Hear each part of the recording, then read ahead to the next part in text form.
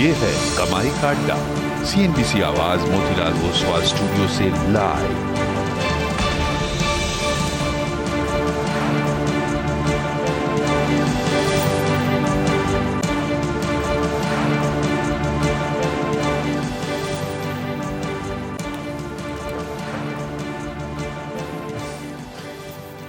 नमस्कार, CNBC आवाज Motilal Oswal studios में आप सभी का स्वागत है। सोमवार की दोपहर और भारतीय बाजारों में फिर मोमेंटम के साथ ही कारोबार बनता हुआ दिखाई दिया है। तो आज की क्लोजिंग की क्या हो रणनीति, उस पर करेंगे बातचीत, लेकिन पहले हेडलाइंस। बाजार में रिलायंस का जलवा, शेयर करीब 2.5% ऊपर। रिलायंस के दम पर निफ्टी भी चमका, नई ऊंचाई के साथ 19,650 के निकला पार। मिड कैप और स्मॉल कैप ने बनाया नया रिकॉर्ड। निफ्टी बैंक भी दिन की ऊंचाई पर। और HDFC बैंक ने पेश किए नतीजे। पहले तिमाही में कंपनी का मुनाफा अनुमान से ज्यादा बढ़ा, एसेट क्वालिटी भी रही स्टेबल।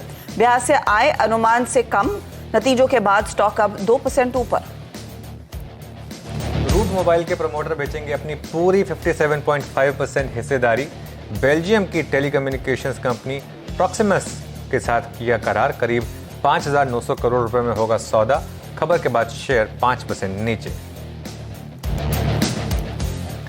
और HDFC बैंक के बाद बाजार की नजर कल आने वाले इंडसइंड बैंक के नतीजों पर। साथ ही L&T टेक समेत वायदा की 4 और कंपनियां पेश करेंगी अपने नतीजे। और हाई परफॉर्मेंस कंप्यूटिंग सिस्टम बनाने वाली कंपनी नेटवेब टेक्नोलॉजीज के IPO को अच्छा रिस्पांस, पहले दिन ही पूरा भरा इशू। 475 से 500 रुपए है इशू का प्राइस बैंक।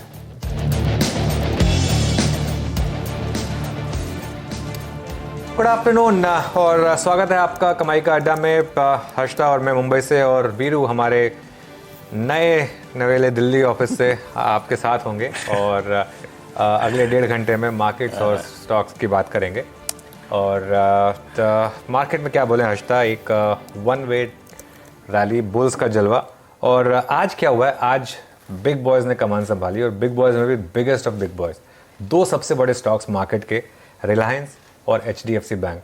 एक्चुअली मैं 3 लिखने वाला था, लेकिन लास्ट के घंटे में इन्फोसिस में एकदम से काफ़ी शार्प डिक्लाइन आई। इन्फोसिस और TCS दोनों में काफ़ी शार्प डिक्लाइन आई।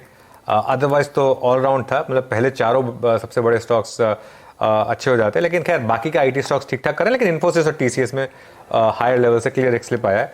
ऑटो शेयर्स में अभी थोड़ी मुनाफा वसूली है, लेकिन एडवांस डिक्लाइन मजबूत है। मार्केट में इस समय क्लियरली एक मोमेंटम जो है वो बहुत ही शानदार तेजी का है, एक बढ़िया तेजी बनती हुई दिखाई दे रही है। अनुज, सवाल यही है कि फिर इस बुल रन में अगला मोड़ किस तरफ रहेगा? देखिए, ये तो कोई नहीं जानता, और इसके लिए ये वो वाली तेजी है ना अशदा, इसमें अगर एक ट्रेडर होता, मान लो आपको उस तरीके से सोचना चाहिए, तो मैं क्या सोच रहा होता कि मुझे जल्दबाजी नहीं करनी है, मार्केट मुझे अपने आप एग्जिट देगा, मुझे कोई एग्जिट नहीं करनी है। हम एक स्लो एंड स्टडी भी नहीं रहा, स्टडी कहूँगा, स्लो तो नहीं कह सकते उसको, एक स्टडी मूव के साथ निफ्टी आगे बढ़ रहा है। और मेरे ख्याल से एक लास्ट रिमेनिंग रेजिस्टेंस है इसका 16,650 से लेकर 19,650 से लेकर 19,700 तक में एक थोड़ा सा रेजिस्टेंस है। लेकिन अगला लक्ष्य 19,800 और उसके बाद अगला लक्ष्य 20,000, जो हमारा जुलाई में 20,000 का टारगेट था। और मैं अभी तक इंटैक्ट हूँ उस पर। 3-4 बार निफ्टी ने आपको ऐसा लगा कि शायद वो ट्रेलिंग स्टॉप लॉस तोड़ेगा। ट्रेलिंग स्टॉप लॉस का सबसे बड़ा एडवांटेज क्या होता है कि एक बार आपके ग्रिप में आती है ट्रेड, उसके बाद आप अपने प्रॉफिट को लॉक इन करते रहते हैं एक तरीके से। 19,300 था वो हमारा, हमने 19,400 किया था उसको। अब अगर आप 19,800 के पार निकल गए तो वो ट्रेलिंग स्टॉप लॉस को हम लेकर आ जाएंगे 19,500 पर। बैंक निफ्टी जहां तक बात है, आज सुबह मैंने एक चीज कही थी, निफ्टी पर तो व्यू हमारा बहुत क्लियर था, बैंक निफ्टी पर ट्रेड लेने से अवॉइड करने को कहा था। बैंक निफ्टी पर अब मूड बन रहा है ट्रेड लेने का। क्यों? क्योंकि HDFC बैंक के नंबर्स आ गए। वो जो शेयर्स आने थे जिनको बेचना था, उन्होंने सुबह सुबह बेच दिया नंबर से पहले। और ये जो इसकी एक अंडर परफॉर्मेंस रही है बैंक निफ्टी की, अब इसकी भरपाई शुरू होगी मेरे ख्याल से। और देखते हैं आज क्या कौन कॉल में आता है HDFC बैंक की दोपहर में। लेकिन अब 44,800 के स्टॉप लॉस के साथ बैंक निफ्टी में अब लॉन्ग जाइए आप। और मुझे लग रहा है कि 45,500 टू 46,000 तुरंत आना चाहिए। और उसके बाद जो हमारा 48,000 से 50,000 तक का एक बैंक निफ्टी पर एक टारगेट ओपन हुआ था, जो सीरीज के शुरू में हमने कहा था कि अब यहाँ तक की तेज़ी खुल गई है, वो आएगी। बस एक वार्निंग साइन दूंगा मैं, एक बार जरा रूट मोबाइल का इंट्राडे चार्ट लेकर आइए, और उसमें मैं 2 चीज़ें जोड़ूंगा। एक तो स्टॉक कहां से कहां भागा हमको सबको पता है। सुबह सुबह एक खबर आई कि 1620 पर प्रमोटर्स अपना पूरा माल बेच रहे हैं और उसी प्राइस पर ओपन ऑफर आ रहा है। वहां से स्टॉक 100 रुपए भागा पहले। मतलब क्या लॉजिक? कोई लॉजिक नहीं, कुछ नहीं है। बस ये है कि नहीं इसका मतलब ये भी कोई अच्छा ग्रुप है, ले रहा है, किसी भी भाव पे ले रहा है। भाव तो देखिए क्या, किस भाव पे ले रहा है। 1620 पे वो ले रहा है, 1620 पे ओपन ऑफर आएगा, आप 1720, 1730, 1740 देने को तैयार हैं उस स्टॉक के। और वो मैं सुबह सुबह बहुत हैरान था कि ये स्टॉक ऊपर क्यों जा रहा है, इसको तो नीचे आना चाहिए, और क्योंकि ऑलरेडी इतनी बड़ी तेजी हो चुकी है। ठीक है। और दूसरी चीज जो उसमें मैं जोड़ रहा हूं, बहती गंगा में सब हाथ धोने की बात कर रहे थे कि सब ब्लॉक डील आ रहे हैं, यहाँ तो प्रमोटर ने पूरी कंपनी बेच दी। मतलब कहते हैं कि चलो ठीक है, अच्छा खासा पैसा आ गया घर पे, एक शेयर भी नहीं छोड़ा अपने पास। पूरी की पूरी हिस्सेदारी बेच दी। और प्रमोटर्स आगे अपनी पर्सनल कैपेसिटी में उस दूसरी एंटिटी में हिस्सा लेंगे, तो इसमें फिर रिटेल निवेशकों को क्या मिलता है? That's something that still needs to be understood. वो अलग बात है। वो तो खैर, ये तो खैर पूरी की पूरी हिस्सेदारी बदल रही है बेसिकली। तो ये मैं एक थोड़ी सी वार्निंग जोड़ूंगा, ऐसे ना 4-5 डीलें और आ गई ना अगर, तब मैं कहूंगा कि बुल मार्केट का टॉप बन गया। अभी तक तो ठीक है, ये पहली आई है ऐसी, लेकिन ऐसी अगर 3-4 और आ गई तो फिर सोचेंगे। लेकिन ये बहुत इंटरेस्टिंग हुआ था आज। तो इस पर आगे इनफैक्ट बात भी करेंगे हम डिटेल में। लेकिन Veeru, good morning, good afternoon. बताइए, वायदे बाजार के लिहाज से फिर आपकी भी नजरें उन बिग बॉयज पर ही है क्या? जी हाँ भाषा, देखिए क्लियरली आज मिड सेशन से, मतलब पहले तो गुड आफ्टरनून आपको, अनुज को। मिड सेशन से रिलायंस और HDFC bank, just HDFC bank अपने नंबर से पहले अपने उस 20-डे एक्सपोनेंशियल एवरेज के रेंज को बाइसेक्ट करने को तैयार था। दोनों ही स्टॉक फ्यूचर्स में सब्सटेंशियल बाइंग है। ऑप्शन एक्टिविटी भी, इवन अगर आप देखें तो रिलायंस की slightly out of money call options, I mean 2800 के ऊपर की जितने स्ट्राइक्स हैं एक्टिव हैं। दोनों ही स्टॉक फ्यूचर्स में सब्सटेंशियल OI बिल्डअप हुआ है। अलॉन्ग विद इसके जो आउट ऑफ मनी कॉल्स हैं, काफ़ी स्ट्रॉन्ग बिल्डअप है। HDFC अपनी 20 डेमा के रेंज की 16, 50, 40, 30 इन सभी पुट ऑप्शंस पे काफ़ी राइटिंग भी देख रहा है। ये रही बात इन दोनों स्टॉक फ्यूचर्स की। इन टर्म्स ऑफ परसेंटेज अगर आप OI गेन्स को देखें तो आज सीमेंट ने बाजी मारी है। आज अगर आप ग्रासिम को देखें 23.3% बिल्डअप, इंडिया सीमेंट्स में 8.1% बिल्डअप, और साथ ही साथ अल्ट्राटेक सीमेंट में करीब 2.5% बिल्डअप, और ACC में करीब 1% का buildup. In terms of OI रेशंस आज का सबसे स्ट्रॉन्गेस्ट स्पेस है आपका सीमेंट स्पेस। उसके बाद आती है बैंकिंग की। बैंकिंग में 2.1% बिल्डअप हुआ। यहाँ पर आज बंधन बैंक में शॉर्टिंग थी, AU स्मॉल फाइनेंस बैंक में शॉर्टिंग थी, लेकिन जहाँ तक लॉन्ग का सवाल है वहाँ पे कुछ लॉन्ग्स विजिबल थे। आपका स्टेट बैंक ऑफ इंडिया में करीब 1.5% ऊपर रहा, 1.25% बिल्डअप यहाँ पे था, और साथ ही साथ बैंक ऑफ बड़ौदा और कैनरा बैंक में, PSU बैंकिंग बास्केट में ये दो स्टॉक फ्यूचर्स काफ़ी सब्सटेंशियल OI कर रहे थे। उसके बाद मैं अगर निफ्टी IT की बात करूँ तो यहाँ पर भी अच्छे बिल्डअप थे। आज विप्रो में 6.4% बिल्डअप, आज एम्फोसिस में 2.5% बिल्डअप, आज साथ ही साथ परसिस्टेंट में मिड कैप IT में करीब 2.5% बिल्डअप, और टेक महिंद्रा में करीब 2.9% बिल्डअप। लेकिन HDFC ट्विंस और सीमेंट आज सबसे स्ट्रॉन्ग, ये माफ कीजिएगा, HDFC बैंक और रिलायंस और सीमेंट सबसे स्ट्रॉन्ग वेरिएशंस आज इस स्पेस में। हर्षदा जी हाँ, तो ये फिलहाल कुछ स्टॉक्स जहां पर सबसे ज्यादा मोमेंटम, कुछ और ट्रेंडिंग काउंटर्स आपकी स्क्रीन पर लेकर आएंगे और फिर हमारे जानकारों को जोड़ना शुरू करते हैं। तो आज क्योंकि मोमेंटम तेजी का है, वो काउंटर्स आपकी स्क्रीन पर तेजी वाले। विप्रो करीब 3% ऊपर, और IT में हमने देखा है काफी ज्यादा एक्शन तेजी की तरफ बना है। Doctor Reddy's, HDFC bank, Reliance industries या दूसरे ट्रेड्स हैं जहां पर अच्छी खासी खरीदारी बनती हुई दिखाई दी है। जी एंटरटेनमेंट में एक बहुत स्ट्रॉन्ग मूव आया है, सर्ज देखने को मिला है, 5-5.5% ऊपर ये काउंटर आज। RBL bank, Indus tower, Nelco जैसे ट्रेड्स हैं जहां पर खरीदारी या फिर तेजी की पोजीशंस क्लियरली बनती दिखाई दी है। मुनाफा वसूली की ग्रिप में हीरो मोटोकॉर्प, ONGC, बंधन बैंक का स्टॉक में सुबह से ही दबाव देखने को मिला है नंबर्स के बाद, और गोदरेज प्रॉपर्टीज में भी आज कुछ मुनाफा वसूली के अंश बनते दिखाई दिए हैं। तो ये फिलहाल वो काउंटर्स है जहां पर तेजी और मंदी के सौदे सबसे ज्यादा आज के सत्र में दिखाई दिए हैं। चलिए हमारे जानकारों को जोड़ना शुरू करते हैं। टेक्निकल्स पर हमारे साथ प्रकाश काबा, मानस जायसवाल, राजेश सातपुते, राजेश पालविया और अमित सेठ जुड़ेंगे। फंडामेंटल राय लेंगे हम शरद अवस्थी से। 2:15 बजे केशोराम इंडस्ट्रीज के नतीजों पर कंपनी के होल टाइम डायरेक्टर और CEO P राधाकृष्णन से होगी चर्चा। फिर 2:30 बजे IT स्टॉक्स में इतनी तेजी की वजह क्या बन रही है, सुमित को जोड़ेंगे। साथ ही साथ 2:40 पर 4 का चौका लेकर आएंगे। सस्ता ऑप्शन राजेश पालविया से समझेंगे। राजेश सातपुते आज देंगे FNO का सुपरस्टार। मानस जायसवाल से जानेंगे चार्ट का चमत्कार। मिड कैप फंडा शरद अवस्थी से लेंगे। 2:45 पर कल आने वाले नतीजों पर होगी बातचीत। IndusInd bank, Polycab, LTTS Q1 preview क्या कहता है, यतिन से समझेंगे। 250 पर। मार्केट बिग वॉइस में हमारा साथ देने वाले हैं KR चोकसी सिक्योरिटीज़ के देवेंद्र चोकसी, और ऑफ कोर्स फिर 3 बजे रुक करेंगे डीलिंग रूम के चेक का यतिन के साथ, BTST STBT ट्रेड्स और क्लोजिंग की रणनीति। लेकिन मार्केट इस समय देखिए, अब निफ्टी ने मारी है फिर एक सेंचुरी, 100 पॉइंट ऊपर निफ्टी 19,670 पर। बैंक निफ्टी अब बढ़ रहा है ट्रिपल सेंचुरी की तरफ, और एक बार फिर HDFC बैंक लेकर आइए जरा। और HDFC बैंक अब इस समय 1672 पर इस समय HDFC बैंक का। याद रखिएगा, इसका जो प्रीवियस हाई था वो करीब 1720 से 1740 के बीच का जोन था, वहाँ से थोड़ा करेक्शन आया था स्टॉक में। तो अब देखते हैं ये उस तरफ स्टॉक बढ़ता है या नहीं। हमारे पैनल को जोड़ना शुरू करते हैं और आपको स्क्रीन पर दिखाई देगा हमारा पैनल, और उससे बातचीत अब शुरू करते हैं। राजेश सतपुते, प्रकाश काबा, मानस जायसवाल, अमित सेठ, ये सब हमारे साथ। ज़रा एक बार विंडो में लेकर आइए सबको, और उसके बाद इन सबसे ट्रेड्स लेना शुरू करते हैं। सभी गुड आफ्टरनून। गाबा सर बताइए, बाय या सेल? बाय ही होगा। बिल्कुल बिल्कुल बाय है, बहुत ही बढ़िया, अच्छा लग रहा है मुझे, मूड भी बढ़िया है। आरती इंडस्ट्रीज अच्छा लग रहा है मुझे, ट्रेड कर रहा है 463 पर। लगता है जितना स्ट्रेच हो गया डाउन साइड, एक बाउंस मिलना चाहिए। स्टॉप होगा करीब 455 का, बस टारगेट 475 टू 480 नजर आते हैं आरती इंडस्ट्रीज में। ओके, आरती इंडस्ट्री आज सुबह सुबह केमिकल शेयरों में एक लग रहा था मोमेंटम बन रहा है, काफ़ी दिनों के बाद यहाँ पर बाइंग लौटी। मानस, आप क्या पिक कर रहे हैं? अनुज जी, ओबराय रियल्टी पे खरीदारी करने की राय रहेगी। फ्राइडे के सेशन में भी आई थिंक स्टॉक ने एक फ्रेश ब्रेकआउट दिया था, और आज भी देखिए मॉर्निंग से स्टॉक में स्ट्रेंथ दिख रही है। तो आई थिंक यहाँ पर एक अपॉर्चुनिटी दिखती है जहां पर आप 1054, ये स्पॉट लेवल्स हैं, 1054 के स्टॉप लॉस से खरीदारी कर सकते हैं। और अब जो नेक्स्ट टारगेट होंगे वो 1100 रुपए के रहेंगे ओबराय रियल्टी में।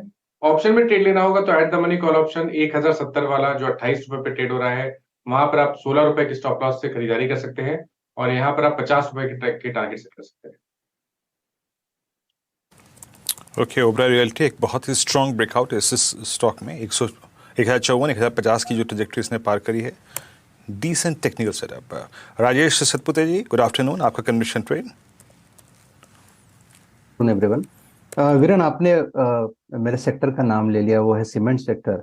आप देखिए ग्रासिम, क्या बढ़िया पैटर्न है, बढ़िया मोमेंटम है, और जिस तरह से यहाँ पे डेटा सेटअप है वो देख के लगता है कम से कम जाएगा ये 1840 1850 तक। So at a level of 1785, actually entry था इसका 1775 का, तो 1765 का स्टॉप लॉस रखे, लॉन्ग करे और टारगेट सेट करे 1850। Grasim looks excellent on the chart. Okay, Grasim 1785 का ये आपका कन्विक्शन ट्रेड है, और याद रखिएगा डेरिवेटिव्स में सबसे स्ट्रॉन्ग लॉन्ग बिल्डअप जो हुआ है वो आज सीमेंट में हुआ है, और विद इन सीमेंट सबसे बड़ा हुआ है बिल्डअप ग्रेसिम में। शरद, गुड आफ्टरनून। आज एक हिस्ट्री क्रिएट करी है, industries at all time high, strong contribution from Reliance, HDFC bank numbers के बाद लहराता हुआ। आपका कन्विक्शन ट्रेड क्या है, क्या चीज़ करेंगे इस वक्त? ACC बढ़िया लग रहा है। हमें लगता है ज्यादा मूवमेंट आई नहीं है स्टॉक में, अडानी वाला हैंगओवर भी था, उस वजह से भी बीच में जो न्यूज फ्लो वगैरह आया था। अब यहाँ से हमें लगता है जैसे जैसे ग्रुप मोर और लेस स्टेबलाइज हो गया है, और जैसी उनकी नीतियां हैं, हाई प्रोबेबिलिटी है कि ये जो 500-600 रुपए के आसपास EBITDA पर टन ACC कमा रहा था, अगले 2 साल में ऑपरेशनल एफिशिएंसी रैंप अप करके इसको 1000 रुपए पर टन तक ले जाएंगे। और कुछ कैपेक्स वगैरह अंबुजा में रूट इन हुआ है, बट कुछ कैपेक्स की हम उम्मीद कर रहे हैं कि ACC में भी रूट इन होगा, जिसका फायदा कंपनी के नंबर्स में दिखना चाहिए। जैसे जैसे वो अनाउंसमेंट आती है और ज्यादा री-रेटिंग होनी चाहिए। और वैल्यूएशन वाइज सबसे ज्यादा कंफर्ट है, करीब 100 रुपए EV पर, $100 EV पर टन के हिसाब से वैल्यूएशन चल रही है। हमारा मानना है कि कंजर्वेटिवली भी ट्रेड करता है तो 120-130 के EV पे कंपनी ट्रेड करनी चाहिए। तो 2100 से 2200 रुपए के लक्ष्य के हिसाब से ACC। चलिए, ये हो गई बात ACC की, ये पसंदीदा स्टॉक शरद जी का। अमित सेठ के पास चलते हैं। अमित जी, आपके ट्रेड।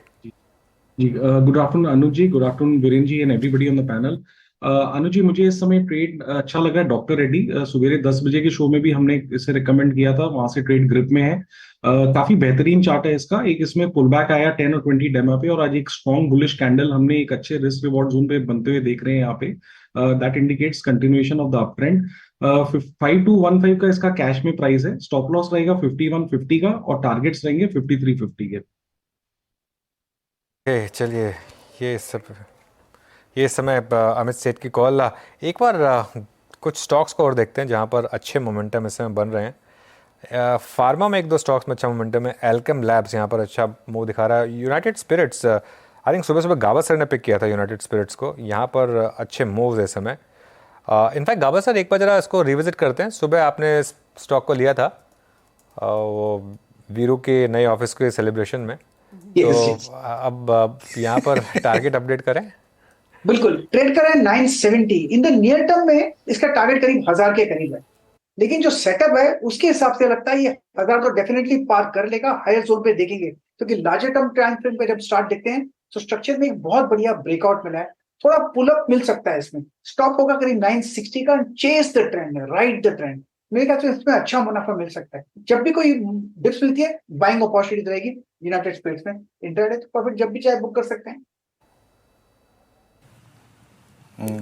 ये इस पैनल की चाहे वो दोपहर का हो चाहे सुबह का हो, एक प्रथा सी बन गई है। कोई कुछ भी करे रसीद कटती है मेरे नाम की। फंक्शन था प्रकाश सर का, रसीद कटी मेरे नाम की, है ना सर। मैं तो सुबह से ढंग से खाना भी नहीं पाया और आपने रसीद काट दी मेरे नाम की। मॉर्निंग में पहला ट्रेड देते हुए वीरेंद्र का जिक्र। अनुज ये सही नहीं है, थोड़ा सा बैलेंस बिठाइए। अच्छा चलिए ठीक है वीरू, अगली बार ध्यान रखेंगे इस चीज़ का। लेकिन इस बार तो रसीद कट चुकी है आपकी, तो क्या करें उसका। जब नए ऑफिस की पार्टी होगी तब डेफिनेटली रसीद काटिएगा। अब अनुज जब आएंगे अगले हफ्ते तो हम पार्टी करेंगे। बिल्कुल अगले हफ्ते, या मतलब एग्जैक्ट डेट प्लान नहीं है, लेकिन मैं ऑब्वियसली आऊँगा वहाँ पर नए ऑफिस में और एक हफ्ता वहाँ आप सबके साथ बिताऊँगा, तो फिर तब वहाँ पर जरूर पार्टी करेंगे। लेकिन मार्केट पर वापस लौटते हैं और कुछ स्टॉक्स देखते हैं। एक बार सिटी यूनियन बैंक लेकर आइए जरा।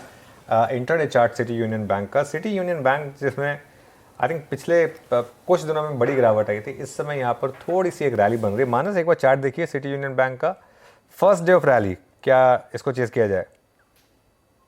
मैं थोड़ा वेट करूंगा। ये बिल्कुल सही है कि स्टॉक ने 20 डे मूविंग एवरेज सपोर्ट लिया है, लेकिन एक ब्रेकआउट का इंतजार है। 133 रुपए के ऊपर निकलेगा तब यहाँ पर खरीदारी करनी चाहिए, तब आप फ्रेश लॉन्ग ले सकते हैं और आपके टारगेट 143 रुपए के होंगे। बट अगर आपके पास लॉन्ग पोजीशन है तो बिल्कुल बने रहिए 127 रुपए के स्टॉप लॉस के साथ। ओके, तो सिटी यूनियन बैंक में एक अच्छा खासा मोमेंटम। इनफैक्ट आज दोपहर में जो भी नतीजे आए हैं वो अच्छे ही साबित हो रहे हैं। करूर व्यासा बैंक के नतीजे हम देख रहे थे, वहां पर बहुत ही बढ़िया परफॉर्मेंस देखने को मिला। सेंट्रल बैंक के नंबर्स कुछ देर पहले आए थे, वहां पर भी अच्छा खासा परफॉर्मेंस रहा है। और HDFC bank of course leader of the pack है ही। तो इन स्टॉक्स में मिड कैप काउंटर्स में काफी ज्यादा जोश। अच्छा, लगे हाथ एक बार आरबीएल पर भी व्यू ले लेते हैं। अमित, आपका ट्रेड क्या बनेगा? करीब 3-3.5% ऊपर और यहाँ पर कुछ शॉर्ट कवरिंग के साइंस देखने को मिले हैं। जी शिवराम, स्टॉक में हमने काफी एक शार्प रनअप देखा पिछले 5-6 दिनों में। स्टॉक थोड़ा सा एक्सटेंडेड जरूर है, लेकिन अप ट्रेंड इसका इंटैक्ट है। किसी की अगर लॉन्ग पोजीशन है तो डेफिनेटली वो बने रहे with stop loss of around 218 and a target of 225 to 230। Fresh position के लिए अभी सलाह इसमें नहीं रहेगी क्योंकि एक बार रनअप आ चुका है। बाय ऑन डिप अगर कोई मिले तो डेफिनेटली उस समय हम फिर कंसिडर करेंगे।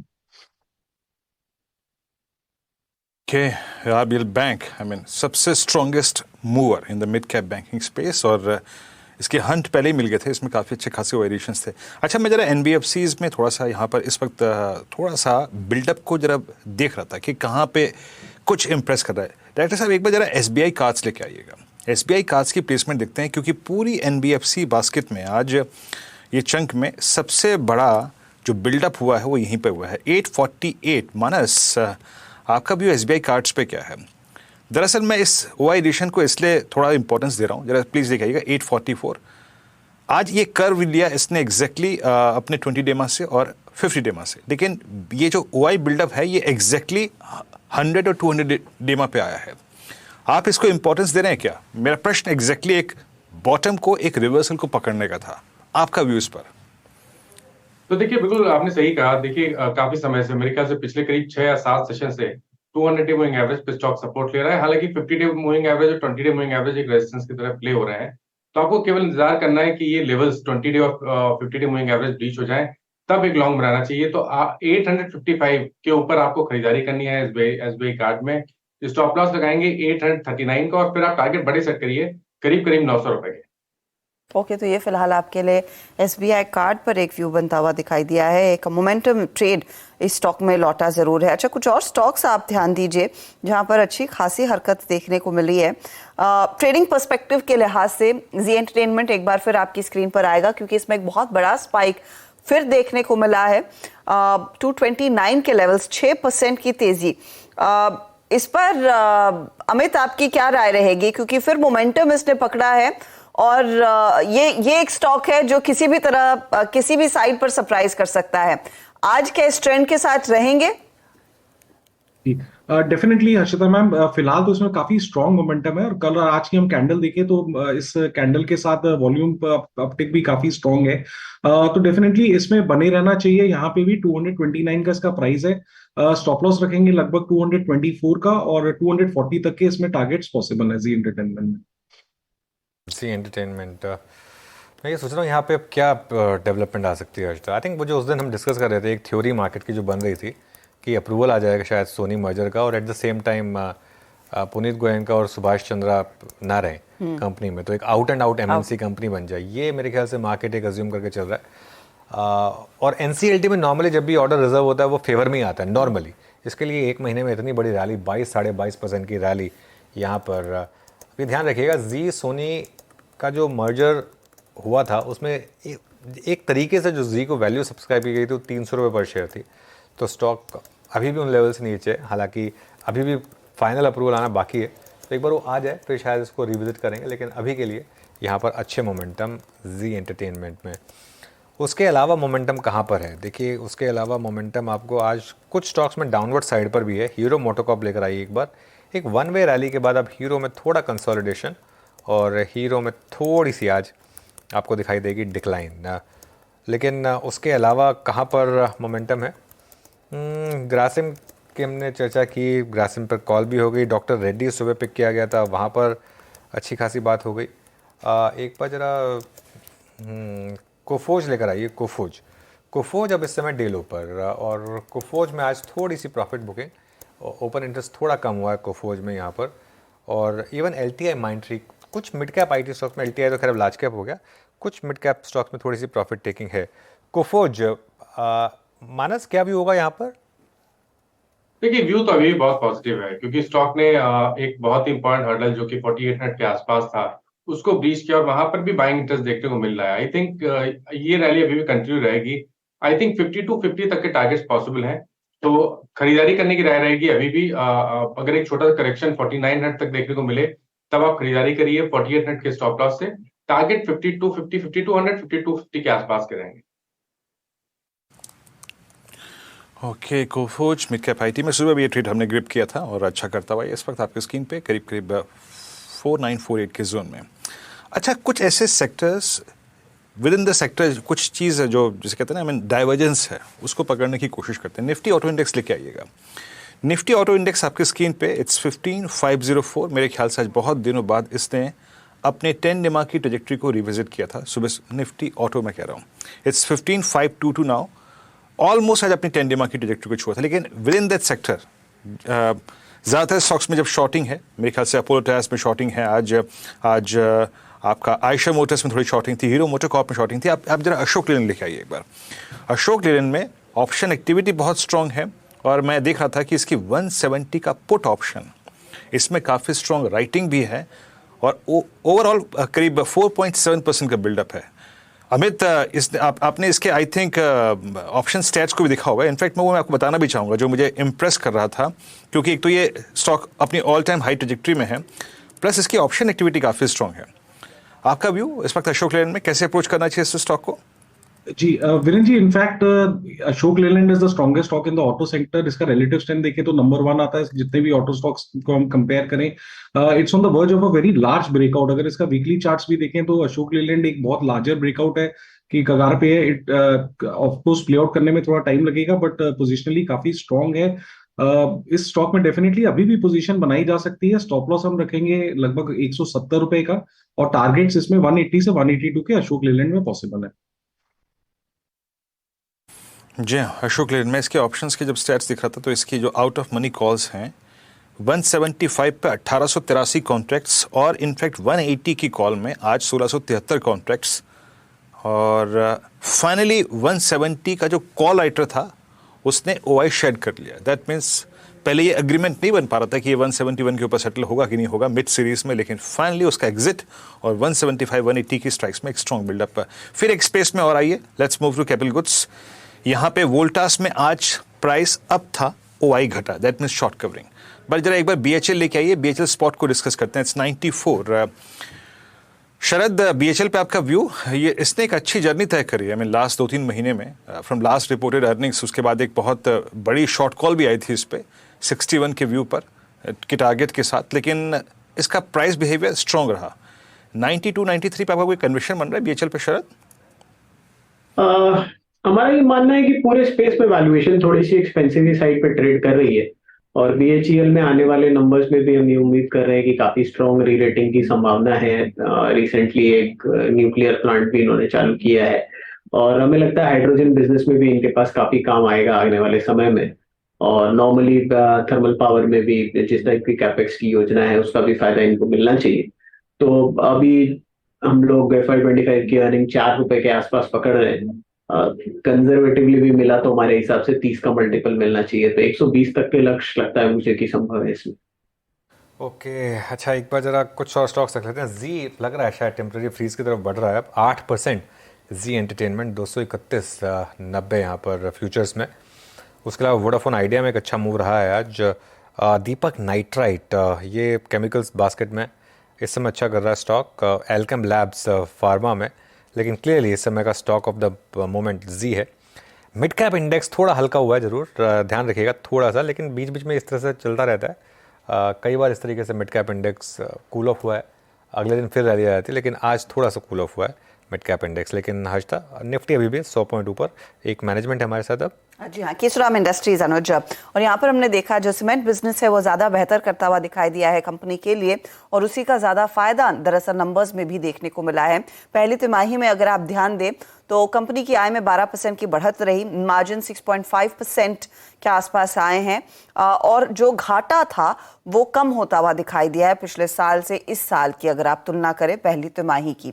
अब आगे के आउटलुक पर हमारे साथ कंपनी के होल टाइम डायरेक्टर और सीईओ पी राधाकृष्णन जुड़ रहे हैं। मिस्टर राधाकृष्णन, स्वागत है आपका सीएनबीसी आवाज पर। सब इस तिमाही में डेफिनेटली इंप्रूवमेंट देखने को मिला और लार्जली वो इंप्रूवमेंट आपका सीमेंट बिजनेस ही लीड कर रहा है। तो सीमेंट में मुझे अगर एक अंदाजा दे सके किस तरह की वॉल्यूम ग्रोथ है, क्या आउटलुक बन रहा है? So the outlook is demand is robust, but as you know, monsoon अभी आ रहा है. So with monsoon, late onset of monsoon, as we speak, the prices are off by in most of the markets by about 10 rupees or so. Overall, this year for Kesoram Industries should be a good year. We will clock 8 million ton of sales is what we are looking at an EBITDA of close to anywhere between 650 to 700 rupees per ton.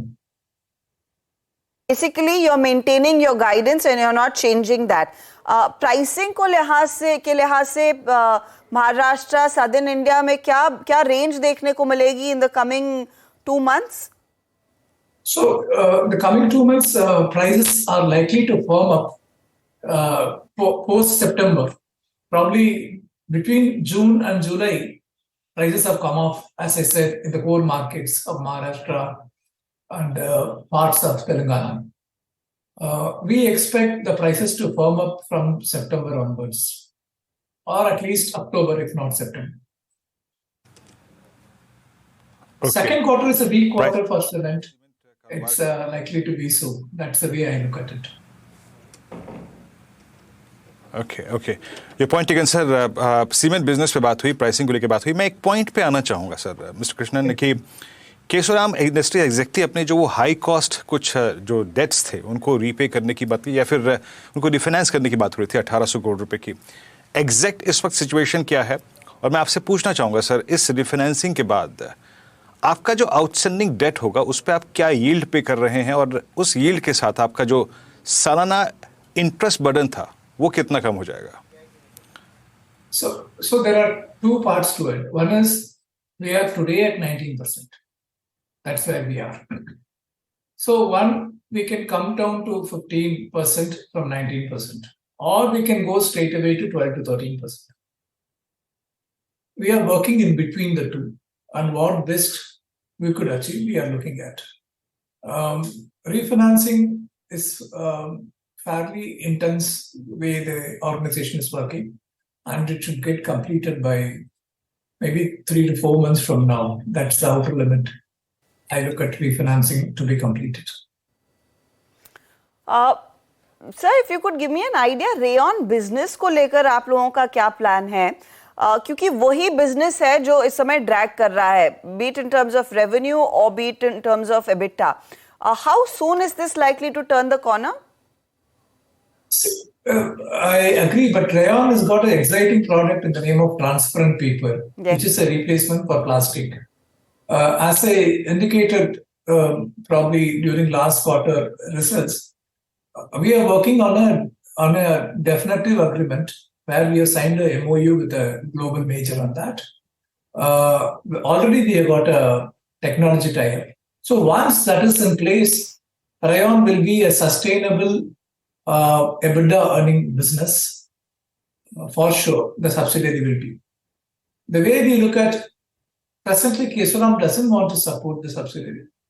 Right? The subsidiary should stand on its own leg. What are the measures which need to be done? Be it a definitive agreement, be it demerger, all the options are getting evaluated.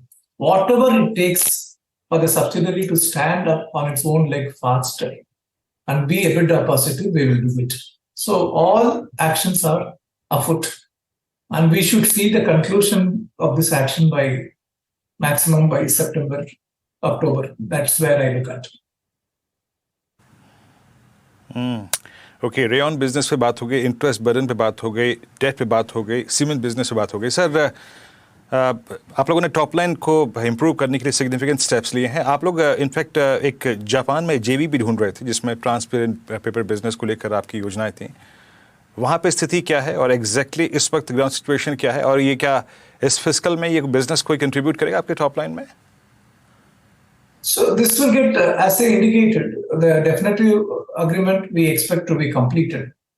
So Signet Industries, our subsidiary, will be generating, once all this agreement is in place, on a sustainable basis, on a steady state, it will be generating 60 to 70 crores of EBITDA. That's where we are looking at for this company to generate. In phases, first it will go to 30 to 40 crores, then it will go to 60 crores of EBITDA generation.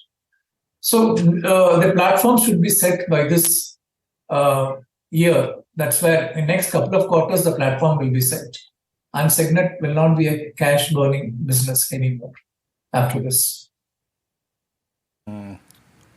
Okay, thanks sir, thanks very much for joining us. बहुत बहुत शुक्रिया आप इस कार्यक्रम में शामिल हुए. सभी वर्टिकल्स पे, इंटरेस्ट बर्डन्स पे और भविष्य की योजनाओं पे बातचीत की आपने, और आपको पूरे CNBC आवाज़ परिवार की तरफ से नेक्स्ट क्वार्टर के लिए बेस्ट ऑफ लक सर.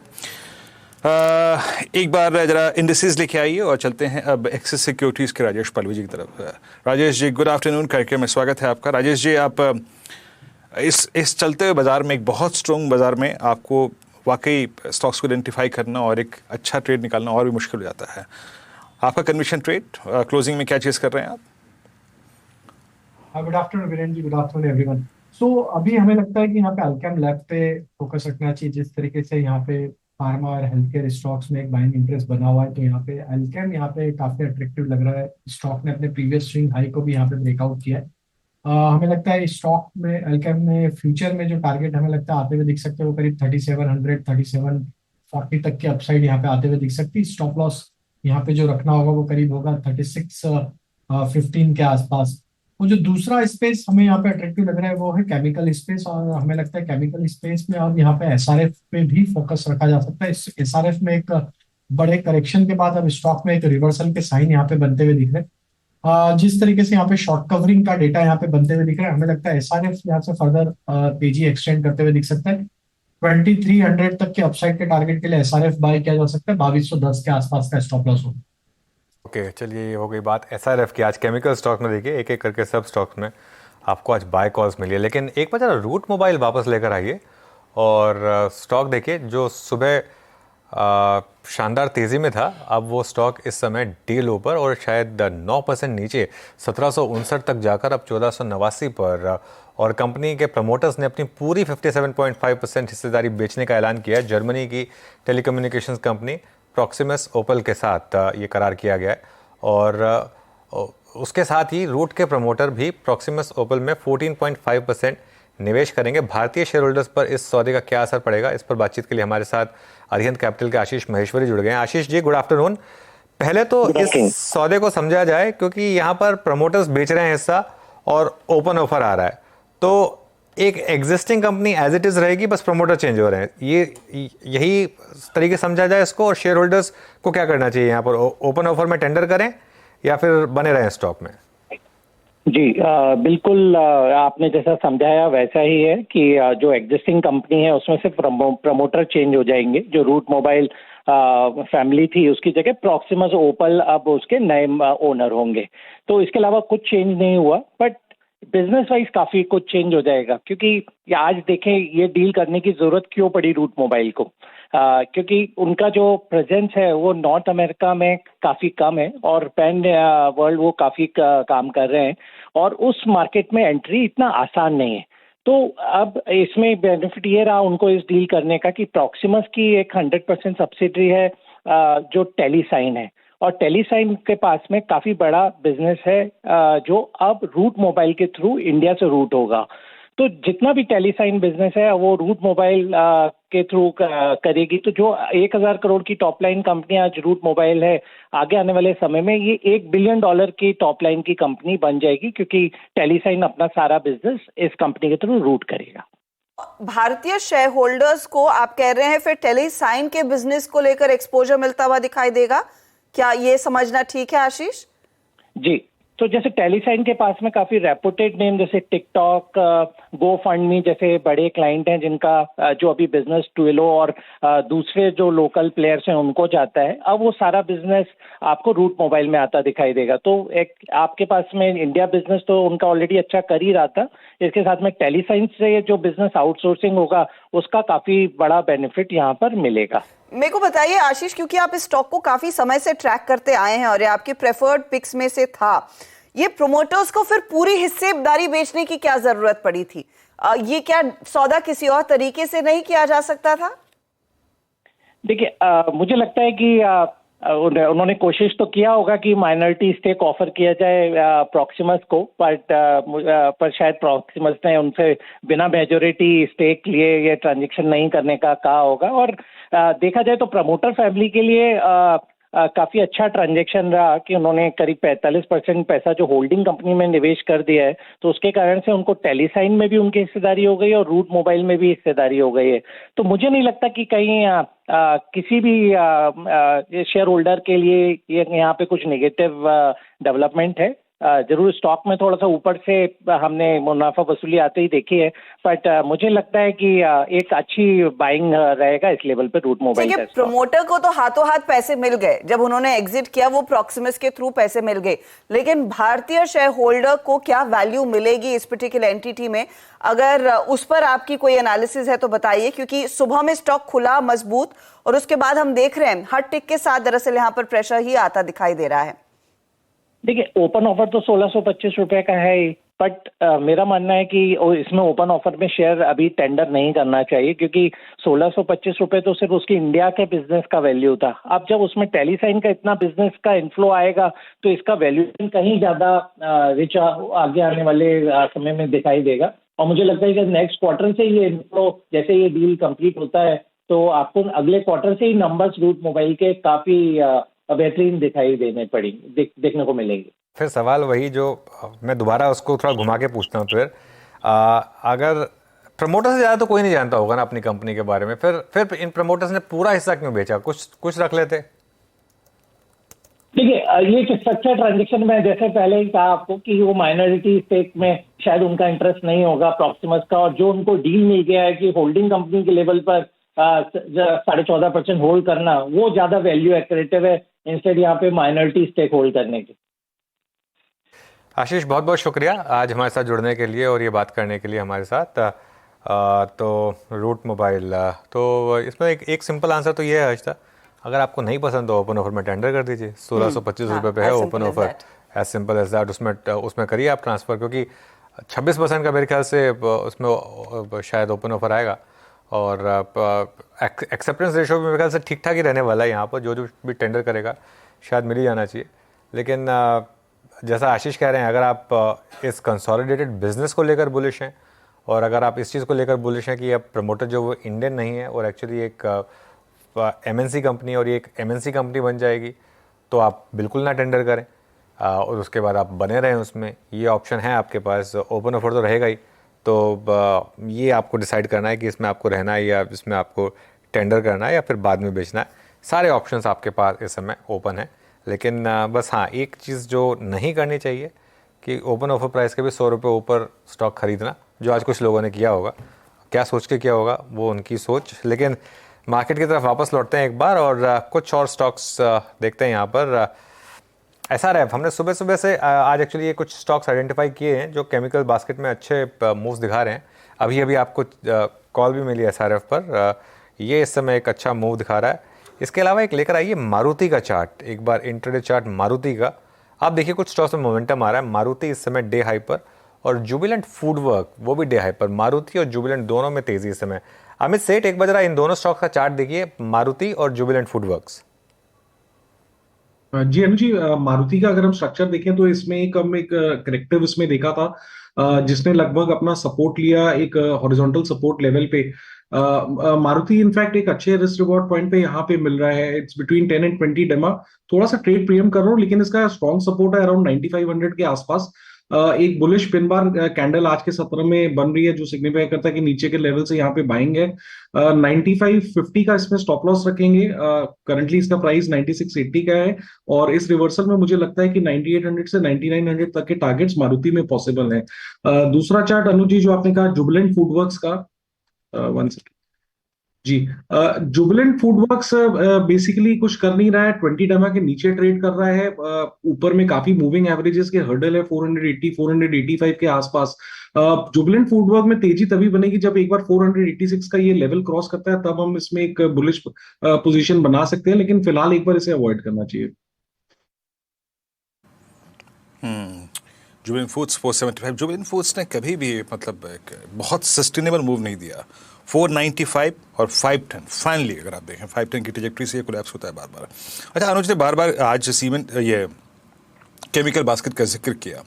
शायद एक बार जरा दीपक नाइट्राइट को देखिएगा। ये वो स्टॉक है जो कि मुझे याद आता है लास्ट मंथ जब मई मिड की बात है, जब इनकी मैनेजमेंट ने करीब 5000 करोड़ रुपए के एक्सपेंशन प्लान्स के बारे में बात की थी, कोर इन्वेस्टमेंट प्लान्स के बारे में। बहुत स्टॉक चला था, बट जिस प्रकार से केमिकल के प्राइसेस शेड हुए हैं, आपको लगता है कि फॉर द टाइमिंग 1982 के प्राइस पे दीपक नाइट्राइट एक अच्छा चीज़ होगा, या फिर एक प्राइस होगा इसको लेने का, या फिर केमिकल पे आपका कोई व्यू बन रहा हो किसी और स्टॉक्स में, and specially your comments on Deepak nitrite? देखिए, एक तो अक्रॉस केमिकल्स मेरा ये मानना है कि जो करेक्शन आनी थी, जो भी नेगेटिव न्यूज फ्लो आना था, वो लगभग सारा का सारा आ चुका है। अब यहाँ से बहुत ज्यादा प्राइसेस में करेक्शन आने की गुंजाइश कम है। आज से 3-4 महीने पहले जैसी जगह पे आईटी आ गया था, अभी केमिकल्स में भी वही हालत है। वैल्यूएशन कंफर्ट है, ज्यादातर प्रोबेबिलिटी आप यही मानिए कि चाहे एसआरएफ, नवीन फ्लोरिन या गुजरात फ्लोरो जैसी कंपनीज हो, या छोटी कंपनीज हो, बालाजी एमाइंस या फ्रंटलाइन हो, यूपीएल, खास करके डोमेस्टिक साइड पे, जैसे आज रैलिस के रिजल्ट आए कल, उसके बाद रैलिस में भी आप देखेंगे रिजल्ट थोड़े सबड्यूड हैं, लेकिन प्राइस परफॉर्मेंस बेटर है। तो हमारा ये मानना है कि अक्रॉस दिस चेन जो केमिकल बास्केट है, वहां पे वैल्यूएशंस कंफर्टेबल हैं। अब जैसे जैसे थोड़ा सा नंबर्स में सुधार आता है, हाई कॉस्ट इन्वेंट्री वगैरह हट जाती है सिस्टम में से, जो पार्ट ऑफ इट ऑलरेडी हट गई है, मेजर पार्ट, बहुत थोड़ा सा हिस्सा मेरे हिसाब से बाकी होगा। और जितना अपने को फिनिश प्रोडक्ट प्राइसेस में करेक्शन दिख रही है, उसी हिसाब से रॉ मटेरियल में भी प्राइसेस में कंफर्ट आ रहा है। तो मार्जिन पे कोई बहुत बड़ा लैग हमको दिखाई नहीं देना चाहिए आने वाले समय में। तो जैसे ये दोनों साइड, रॉ मटेरियल प्राइस और फिनिश प्रोडक्ट साइड सेटल होते हैं और मार्जिन सेटल होती है, मुझे लगता है अगले 6-7 महीने में बहुत स्ट्रॉन्ग री रेटिंग वापस से इन सेक्टर्स में देखने मिलनी चाहिए। दीपक नाइट्राइट भी फॉरवर्ड अर्निंग्स पे अब लगभग 19 टाइम या 19.5 टाइम आपको मिल रहा है। तो मुझे नहीं लगता कि महंगा है। जैसा कैपेक्स इन्होंने अनाउंस किया और उसके पहले की भी जो कैपेक्स की शेड्यूल थी वो काफी स्ट्रॉन्ग है।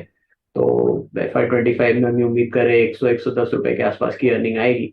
और मुझे लगता है जिस टाइप का प्रोडक्ट प्रोफाइल है, सब चीज़ है, 25 टाइम का मल्टीपल इन कंपनीज को आसानी से मिल जाना चाहिए। यूपीएल हमें काफ़ी पसंद, मुझे तो काफ़ी पसंद है, काफ़ी टाइम से मुझे लगता है बहुत स्ट्रॉन्ग री रेटिंग वहाँ हो सकती है, बट इंटरनेशनल एक्सपोजर है तो थोड़ा बहुत वहाँ का असर रहेगा।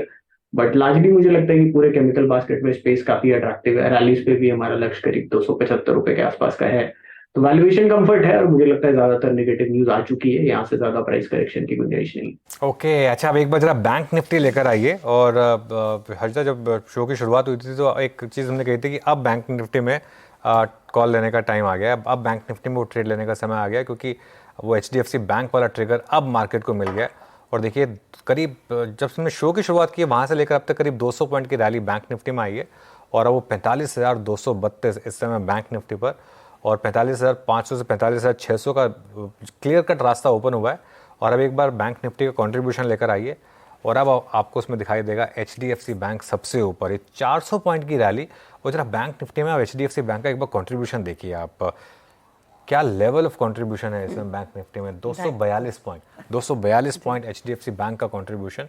और ये बड़े मूव्स की तैयारी इस समय स्टॉक कर रहा है। ऑलरेडी बड़ा मूव आ चुका है, लेकिन शायद बाकी और थोड़ा मूव बाकी है इसमें। उसके अलावा बात करते हैं एक बार फिर से IT की, और IT में लगातार तेज़ी रही है, हमने लगातार डिस्कस भी किया है, लेकिन क्या चल रहा है यहाँ पर और किस तरीके की तेज़ी रही है, कुछ खास आंकड़े लेकर सुमित हमारे साथ जुड़ गए स्टूडियो में। Sumit, good afternoon. Good afternoon. देखिए, IT स्पेस एक इंटरेस्टिंग जंक्चर पे है। अगर आप आज से एग्जैक्ट 3 महीने पहले जाएंगे 17 अप्रैल को, तो IT साल के निचले स्तर पर था, और आज ठीक 3 महीने बाद, यानी करीब करीब 62-63 सेशन बाद IT ने वापस कम बैक किया और साल के ऊपरी स्तरों पर आ गया। तो 3 महीने की ड्यूरेशन में ही IT ने अपनी सिचुएशन में पूरा टर्न अराउंड दिखा दिया। साल के ऊपरी स्तरों पर निफ्टी IT पहुंच गया, और मिड कैप IT में एक जोरदार तेजी आज के सत्र में आते हुए दिखाई पड़ी। ना केवल आज, बल्कि over a period of time एक अच्छी तेजी देखने को मिली भी। करीब 63 सत्र ऐसे लगे जबकि निफ्टी को अपने निचले स्तरों से, निफ्टी IT को अपने निचले स्तरों से अपने ऊपरी स्तरों तक पहुंचते हुए दिखाई पड़ा। और इस 63 सत्रों में निफ्टी IT का जो निचला स्तर था वो 17 अप्रैल के आसपास था। तो 17 अप्रैल के लोज और वहां से एक बहुत स्ट्रॉन्ग कमबैक निफ्टी IT ने बनाया भी है। इसके अलावा जो पिछले 3 महीने में जो निफ्टी IT का रिटर्न है वो करीब करीब 21% के आसपास के रिटर्न्स यहाँ पर इंडिसीज की तरफ से आते हुए दिखाई पड़े हैं। इंडिसीज में मिड कैप IT किस तरह का धमाल रहा। Birla soft 55%, Mastek 40%, Coforge 34%, emphasis 30% और परसिस्टेंट भी ऑलमोस्ट 30% के आसपास का रिटर्न यहां देखने को मिला। तो मिड कैप IT धुआंधार तेजी यहां देखने को मिली। इसके अलावा लार्ज कैप में एक अच्छी तेजी रही। टेक महिंद्रा में 27%, L&T infotech, Mindtree 25%, even Infosys 22% का एक अपमूव यहां देखने को मिला। और साथ ही साथ जो विप्रो, TCS, HCL टेक, ये तीनों सबसे बड़े लेगार्ड रहे हैं, लेकिन उसके बावजूद भी 15 से लेकर 20% का रिटर्न यहां पे आता हुआ दिखाई पड़ा। और इनफैक्ट TCS जैसी कंपनियों में 15% का 8 से 9% हिस्सा तो महज 3 सत्रों में ही आता हुआ दिखाई पड़ा। तो एक शानदार तेजी दिखाई IT ने, और पिछले 3 महीने में यानी कि 63 सेशन में ही 52 वीक्स लो से 52 वीक्स हाई की तरफ ये सेक्टर जाता हुआ दिखाई पड़ा। जो 52 वीक लो पर डबल बॉटम बना था निफ्टी IT में, आई थिंक वो क्लियर कट एक अप्रोच है कि वो बन चुका है यहाँ पर। वहां मुझे कोई डाउट नहीं है कि बॉटम बन चुका है।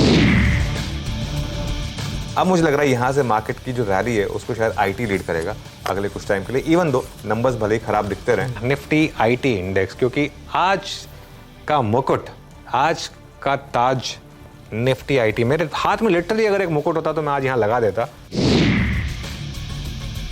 HCL टेक में जो तेजी संभव मैं लिख रहा हूं ना, ये थोड़ा सा मैं विद पिंच ऑफ सॉल्ट कह रहा हूं, क्योंकि गिरेगा तो सुबह ये स्टॉक भी, ऐसा नहीं है कि नहीं गिरेगा।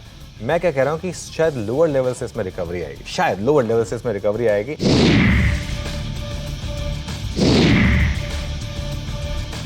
कल मतलब सब बोल रहे थे नेगेटिव, मैंने कल ग्रीन रखा था HCL टेक को, और जबकि शुरुआत नीचे हुई थी HCL टेक की, लेकिन कल डे हाई पर बंद हुआ। कल इंट्राडे में आपको 4-5% के अच्छे मूव्स दिए इसने, और आज मूव दिया। और आज सुबह भी जो हमने डिलीवरी बेस्ड बाइंग डिस्कस की थी, ये सारा का सारा मामला पोजीशनिंग का है प्लस वैल्यूएशन का है। ओके, पोजीशनिंग प्लस वैल्यूएशन, ये एक पावरफुल टूल था। आज भी काफ़ी ऊपर गया IT इंडेक्स, अब लेकिन कूल ऑफ हुआ है, लेकिन 4% की रैली फ्राइडे को आई थी, और आज भी लोअर लेवल से एक अच्छी रिकवरी। यहाँ पर अब मानस, अगर कोई आईटी स्टॉक यहाँ पर लेना हो, पहली बात तो क्या लेंगे, अगर हाँ तो कौन सा? देखिए विप्रो पे ध्यान है, क्योंकि अगर आप डेली चार्ट पे जाएं या वीकली चार्ट लगाएं तो वहां पर आपको एक inverse head and shoulder pattern का ब्रेकआउट दिखेगा। हालांकि पिछले 2 दिनों के बाद आज इंटरडे सेशन में थोड़ी प्रॉफिट बुकिंग जरूर देखने को मिली है, लेकिन ये बहुत इंपॉर्टेंट है। देखिए जिस तरह का पैटर्न बना है वीकली चार्ट पे, inverse head and shoulder pattern का ब्रेकआउट है, जिस तरह स्टॉक ने 200 मूविंग एवरेज को रिगेन किया है और वहां पर वॉल्यूम देखने को मिले हैं, आई थिंक जो इंटरडे सेशन में आज जो डिप देखने को मिला है उसमें खरीदारी करने की राय रहेगी। 404 रुपए ये स्पॉट लेवल्स हैं, 404 रुपए के स्टॉप लॉस से आप 435 रुपए के टारगेट के लिए विप्रो में खरीदारी कर सकते हैं। चलिए फिर अब 4 का चौका की शुरुआत करते हैं, फिर विप्रो में आप बाइंग कर सकते हैं। ये इस समय मानस की कॉल हो गई। सस्ता ऑप्शन लेंगे राजेश पालवी से सबसे पहले। राजेश जी बताइए। जी बैंकिंग स्टॉक्स पे ही नजर है और उसमें हमें लगता है कि यहाँ पे पीएसयू बैंक्स में एक अच्छा बाइंग इंटरेस्ट यहाँ पे बनते हुए दिखा। एसबीआई पे फोकस है। हमें लगता है जिस तरीके के एसबीआई के सेटअप आज जो लॉन्ग बिल्टअप बनते हुए दिखे, 595 की स्ट्राइक का कॉल ऑप्शन यहाँ पे बाय करने की सलाह है। हमें लगता है कि एसबीआई का ये मोमेंटम फर्दर एक्सटेंड होगा। 615 की तरफ एसबीआई का मूव यहाँ से बढ़ते हुए दिखेगा। इस ऑप्शन के टारगेट 595 की कॉल ऑप्शन के टारगेट जो हम प्रोजेक्ट कर रहे हैं वो आना चाहिए करीब 18 रुपए से 20 रुपए तक के। स्टॉप लॉस होना चाहिए करीब 9 रुपए के आसपास। तो एसबीआई का 595 की स्ट्राइक का कॉल ऑप्शन बाय करने की सलाह। तो 595 का कॉल ऑप्शन आप लेकर चले। इनफैक्ट मैं एसबीआई पर व्यू लेने वाली थी और आपने ये व्यू पर्सपेक्टिव सामने रख दिया है। 595 का कॉल लेकर चले। यहाँ पर एक अच्छा खासा मोमेंटम, अच्छी तेजी बनती दिखाई दे रही है, क्योंकि निफ्टी बैंक के कंट्रीब्यूटर्स में आपको याद होगा एचडीएफसी बैंक ने अपना काम तो किया है, अपना कमाल तो दिखाया है, फिर उसके बाद एसबीआई, कोटक जैसे ट्रेड्स में भी मोमेंटम अच्छा खासा है। अब चलते हैं मानस के नहीं, राजेश सातपुते के पास, एफएनओ सुपरस्टार। हर्षद जी देखिए, नजर तो ऑब्वियसली एचडीएफसी बैंक पे है। In fact I was waiting for a dip, लेकिन वो डिप मिला नहीं, तो देखिए इसी लेवल पे बाय करते हैं। So HDFC bank is a buy. मैं फ्यूचर लेवल्स का जिक्र कर रहा हूँ यहाँ पे। 1665 का स्टॉप लॉस रखे और सामने टारगेट सेट करे करीबन 1710 का। एचडीएफसी बैंक, राजेश जी आपके साथ कई समय से हो रहा है। आप डिप का इंतजार करते हैं, डिप मिलता नहीं, आपको बिड ऊपर मार के लेना पड़ता है ना। खैर मजाक कर रहा था मैं यहाँ पे। राजेश जी का ट्रेड हो गया, 4 के चमत्कार पिक करते हैं मानस जी के साथ। मानस जी क्या पिक कर रहे हैं आप? देखिए कोटक बैंक पे खरीदारी करनी है। अब कहीं ना कहीं आपको डेली चार्ट पे अब क्लियर पैटर्न दिखने लगेगा, हाई टॉप्स हाई बॉटम दिख रहे हैं, इंपॉर्टेंट मूविंग एवरेजेस के ऊपर स्टॉक निकला है, तो करंट लेवल्स पे कोटक महिंद्रा बैंक में खरीदारी करने की राय रहेगी। 1874 ये स्पॉट लेवल्स हैं। 1874 के स्टॉप लॉस से यहाँ पर खरीदारी करेंगे और 1935 तक के टारगेट्स पॉसिबल है कोटक बैंक के। ये दोनों स्पॉट लेवल्स मैंने बताए। अगर ऑप्शन में ट्रेड लेना हो तो 1900 वाला कॉल ऑप्शन, 1900 वाला कॉल ऑप्शन जो 28 रुपए पे ट्रेड हो रहा है, वहां पर आप खरीदारी कर सकते हैं। 19 रुपए के स्टॉप लॉस से 50 रुपए के टारगेट के लिए अब यहाँ पर भी खरीदारी कर सकते हैं। ओके चलिए, तो Kotak Mahindra bank, HDFC bank, bank Nifty, financial Nifty, जो मर्जी, आज क्लियरली बैंकों की बारी। और अब मैं एक चीज़ बोल रहा हूँ हर्षदा, और 45,266 पर है अब बैंक निफ्टी। ये मुझे हैरानी नहीं होगी अगर आपको कल तक ये बैंक निफ्टी 45,500 का डिस्टेंस क्रॉस करता हुआ दिखाई दे जाए। जो तेज़ी शुरू हुई थी आज सुबह, एक व्यू था कि अभी थोड़ा सा रुक जाएं, एक बार एचडीएफसी बैंक के नंबर्स आने दें फिर कॉल लें। और देखिए एचडीएफसी बैंक के नंबर्स के बाद से क्या मूव रहा है बैंक निफ्टी में, इसके लिए थोड़ा सा बड़े दिनों में खास तौर से इन चीज़ों को ध्यान रखें कि किस तरीके से मार्केट रिएक्ट कर रहा है, बड़े स्टॉक्स पर, बड़ी न्यूज़ पर किस तरीके से रिएक्ट कर रहा है, वो ज़रूरी है। एक बार वो मिलना शुरू हो, उसके बाद फिर मार्केट में शानदार मूव्स। चलिए अब शरद जी के पास चलते हैं, एक शानदार मिड कैप फंडा ले लेते हैं। शरद जी जी, हमारा आज का मिड कैप फंडा है क्रॉम्पटन ग्रीव्स कंज्यूमर। हमें लगता है कंपनी ने ठीक ठाक करेक्शन देखी है। आने वाले समय में जैसे जैसे वो बटरफ्लाई गांधीमती वाला एक्विजिशन भी स्टेबलाइज करते हैं, कंपनी की योजना है वहां पे भी मार्जिन एनहांस करने की और डिसेंट ग्रोथ क्लॉक इन करने की। इसके अलावा जो कोर बिजनेस है वहां भी कंपनी अपने लाइटिंग बिजनेस को जो ऑपरेशनल एफिशिएंसी उसको इम्प्रूव करने की बात कर रही है। कुछ कॉस्ट कटिंग वगैरह के मेजर्स उन्होंने किए थे जिसका उनको फायदा मिला है। आने वाले समय में और ज्यादा फायदा होना चाहिए। ज्यादातर स्पेस जहाँ कंपनी ऑपरेट करती है, लगभग 80% रेवेन्यू कंज्यूमर ड्यूरेबल से आता है। फैंस, मिक्सर्स, ग्राइंडर्स, छोटे यूनिट्स, चिमनीज, ये सब से, और बाकी 20% लगभग लाइटिंग वगैरह से आता है। और दोनों ही सेगमेंट्स में ग्रोथ रेट्स वगैरह ठीक ठाक रहने चाहिए इंडिया में। इसके अलावा कंपनी डाइवर्सिफाई करने के लिए कुछ नए वाइट स्पेसेस में भी एंट्री अनाउंस कर सकती है आने वाले समय में, जो एग्जिस्टिंग मार्केट कैपेसिटी के कंपैरिजन में काफी बड़े मार्केट्स हैं जिसपे कंपनी ट्राई कर रही है एंट्री की। तो जैसे जैसे वो नीतियां स्पष्ट होती हैं, मुझे लगता है और री रेटिंग संभव है, फॉरवर्ड ग्रोथ रेट्स वगैरह में काफी अग्रेसिवली ऑप्टिक्स आ सकती है। वैल्यूएशन वाइज हमें लगता है अगले 2 साल में अर्निंग्स बढ़ के लगभग 15 रुपए के आसपास आ जानी चाहिए। और जैसे जैसे ये नए मार्केट्स में एंट्री की बात आती है और बटरफ्लाई गांधी जो कंपनी इन्होंने एक्वायर की है उसके भी ऑपरेशनल एफिशिएंसी इंप्रूव होती है, नंबर्स में इंप्रूवमेंट दिखनी चाहिए, लाइटिंग डिवीजन के इंप्रूवमेंट का भी असर दिखना चाहिए। तो ऑल ओवर इंडिया प्रेजेंस है ही है, छोटे विलेजेस और टायर 2 सिटीज में भी अपनी प्रेजेंस बढ़ाने के लिए कंपनी कोशिश कर रही है। तो वो सब चीजें रिजल्ट आ देने चाहिए अगले 2 साल में। तो 15 रुपए की अर्निंग पे हमें लगता है 30 का मल्टीपल आसानी से मिल जाना चाहिए। तो 450 रुपए के लक्ष्य के हिसाब से क्रॉम्पटन। ओके, क्रॉम्पटन यहाँ पर शानदार मोमेंटम इस समय 293। एक बार जरा वापस मार्केट लेकर आइए और स्टेट बैंक ऑफ इंडिया और निफ्टी PSU बैंक इंडेक्स एक बार जरा इनको अब रिविजिट करते हैं। काफ़ी समय के बाद हजदा SBI में हम 600 क्रॉस कर रहे हैं और ये एक और अच्छा पॉजिटिव सिग्नल है आपके लिए कि मार्केट में वो जो बचा खुचा एक धड़ा था जिसका सपोर्ट मार्केट को चाहिए था PSU बैंकों का, वो मिलना शुरू हुआ है और ये देखिए क्या शानदार मूव रहा है। और एक SBI का सपोर्ट मिल जाए, एक आपका HDFC बैंक अच्छा कर ही रहा है, कोटक भी ठीक ठाक कर रहा है, ICICI bank all time high पर है। मेरे ख्याल से अब बैंक निफ्टी तैयार है एक फराटेदार रोड के लिए, एकदम दौड़ के लिए। और कल तो फिर निफ्टी की एक्सपायरी भी है, कल मुझे लग रहा है फायरवर्क्स होंगे, इनफैक्ट लास्ट के 1 घंटे में और आधे घंटे में, और कल मुझे लग रहा है कि यहाँ पर फायरवर्क्स होंगे। तैयारी वैसी हो रही है। और मुझे इस बात को लेकर आश्चर्य है कि कोटक ने भाग लिया है आज की तेजी में, क्योंकि हमेशा यही होता है कि HDFC bank, SBI, ICICI, axis, ये 4-5 मिलकर तेजी दिखा देते हैं, कोटक हमेशा पीछे रह जाता है। लेकिन आज कोटक की तरफ से भी पूरी भागीदारी है इस मूव में, इस चाल में, और वो स्टॉक भी करीब 1-1.5% ऊपर। अच्छा, 1-2 और ट्रेड्स आपकी स्क्रीन पर लेकर आएंगे। मुझे याद है ग्रासिम का जिक्र हुआ था और ग्रासिम अब 2-2.25% ऊपर है।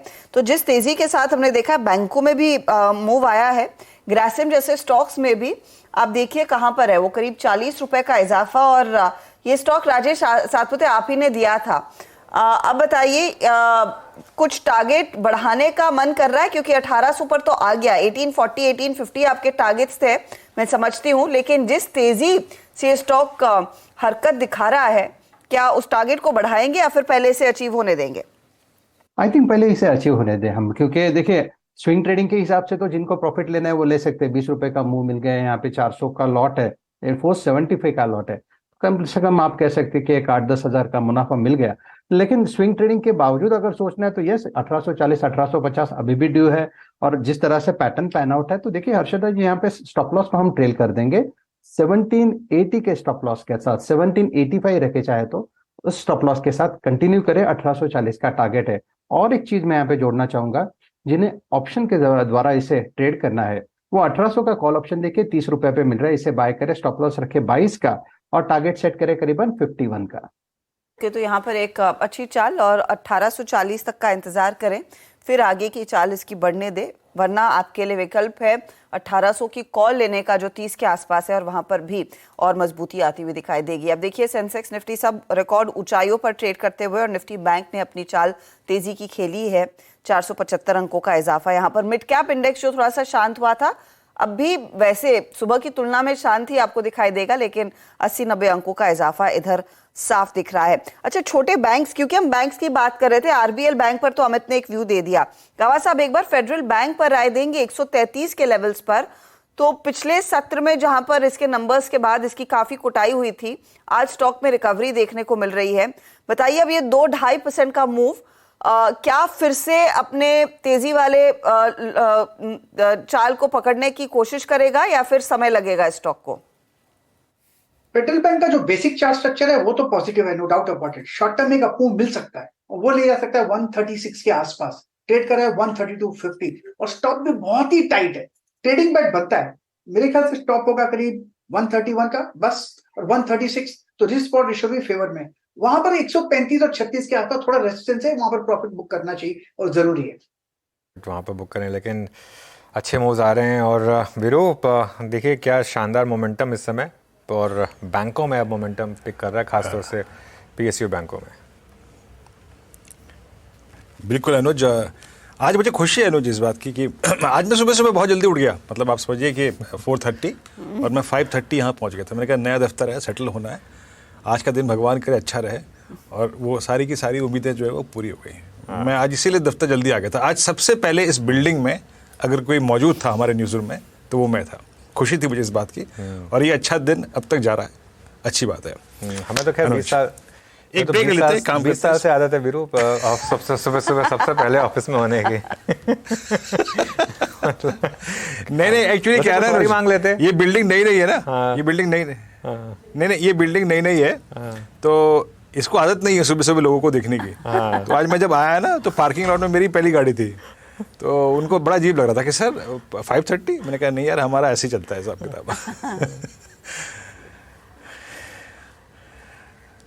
चलिए एक ब्रेक लेते हैं छोटा सा और कमाई का अड्डा में छोटे से ब्रेक का वक्त है और जब ब्रेक से लौटेंगे तो बिग मार्केट वॉइसेस और साथ ही साथ इंडेक्स पे चर्चा और BTST कॉल, इसका क्रम शुरू करेंगे छोटे से ब्रेक के बाद। अच्छा मूव मार्केट में SBI का मूव हमने स्पॉट किया था, उसके अलावा PNB भी अभी समय डे हाई पर। लेकिन एक काम करते हैं, कुछ बड़े नंबर्स आने वाले हैं, पहले उनकी बात कर लेते हैं। और यतिन हमारे साथ स्टूडियो में। यतिन, सबसे पहले इंडसइंड बैंक से शुरुआत करेंगे क्योंकि निफ्टी की कंपनी, तो क्या एक्सपेक्ट कर रहे हैं यहाँ पर? तो देखिए, जहाँ तक कि ब्रोकरेजेस के प्रीव्यू का सवाल है, अगर हम इंडसइंड बैंक की बात करें तो नेट इंटरेस्ट इनकम में आपको 16% की ग्रोथ आती हुई नजर पड़ेगी। तो ये जो 16 से 20% की बैंड है, इसके आसपास आपको इंडसइंड बैंक की नेट इंटरेस्ट इनकम ग्रोथ होती हुई दिखाई पड़ेगी। जहाँ तक कि प्रोविजंस का सवाल है, इस टाइम प्रोविजंस घटेंगे क्योंकि पिछले साल के मुकाबले इस जो क्वार्टर है और इस साल में पर्टिकुलरली स्ट्रेस कम दिख रहा है। तो कम प्रोविजंस की वजह से आपको प्रॉफिट में लगभग 32% का जंप दिखेगा। 2100 करोड़ के आसपास आपको प्रॉफिट का नंबर आता हुआ दिखाई पड़ सकता है इंडसइंड बैंक में। ऑब्वियसली अगर हम Q1 की बात करें तो लोन ग्रोथ लगभग 20% होनी चाहिए, डिपॉजिट ग्रोथ लगभग 15% होनी चाहिए। तो ये जो स्ट्रॉन्ग डबल डिजिट की स्टोरी हो इंडसइंड बैंक में आपको इंटैक्ट दिखाई देगी। इनफैक्ट ब्रोकरेजेस ये भी एक्सपेक्ट कर रहे हैं कि जो नेट इंटरेस्ट मार्जिन हैं मोर और लेस सिक्वेंशियली स्टेबल रहने चाहिए। अगर हम पिछले क्वार्टर की बात करें तो नेट इंटरेस्ट मार्जिन्स करीब 4.3% थे और इस टाइम 4.25 के आसपास नेट इंटरेस्ट मार्जिन्स एक्सपेक्टेड है, क्योंकि जनरली आप देखेंगे कि डिपॉजिट्स की जो फ्लो होती है वो Q1 में आपको ज़्यादा होती हुई दिखाई पड़ती है, जिसके कारण कॉस्ट ऑफ फंड थोड़े बहुत बढ़ते हैं। अगर हम माइक्रो फाइनेंस बिजनेस की बात करें या कॉर्पोरेट क्रेडिट साइकिल की बात करें तो इस पर मैनेजमेंट की कमेंट्री काफ़ी इंपॉर्टेंट रहेगी। ऑब्वियसली पिछले क्वार्टर के साथ ही जो अनाउंसमेंट आई थी प्रमोटर के इन्फ्यूजन की, तो उस पर क्या डेवलपमेंट्स हैं वो भी एक की चीज़ रहेगी पूरे के पूरे रिजल्ट्स के अलावा। तो मॉनिटर करिए, बहुत सारे इवेंट्स इस पर्टिकुलर कंपनी में लाइंड अप हैं। प्रमोटर का इन्फ्यूजन और जो credit growth micro finance segment में है, यहाँ जो डेटा पॉइंट्स हैं ये काफ़ी इंपॉर्टेंट रहेंगे।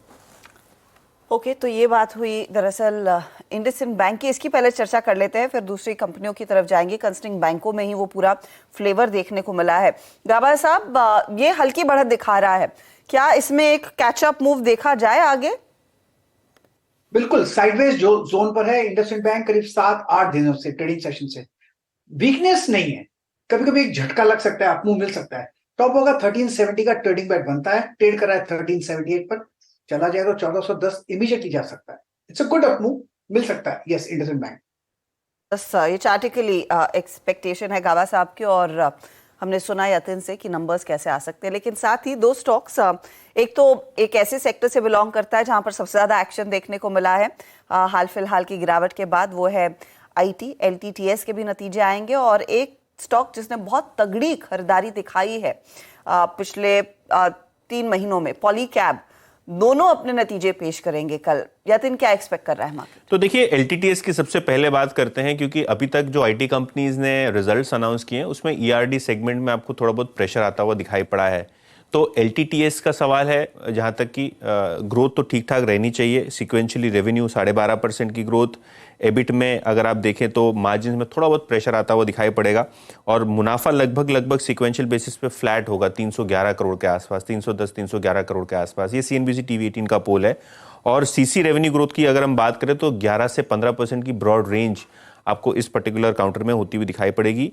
हालांकि अगर हम ऑर्गेनिक CC रेवेन्यू ग्रोथ की बात करें तो 2 से 3% के आसपास होनी चाहिए सिक्वेंशियल बेसिस पे।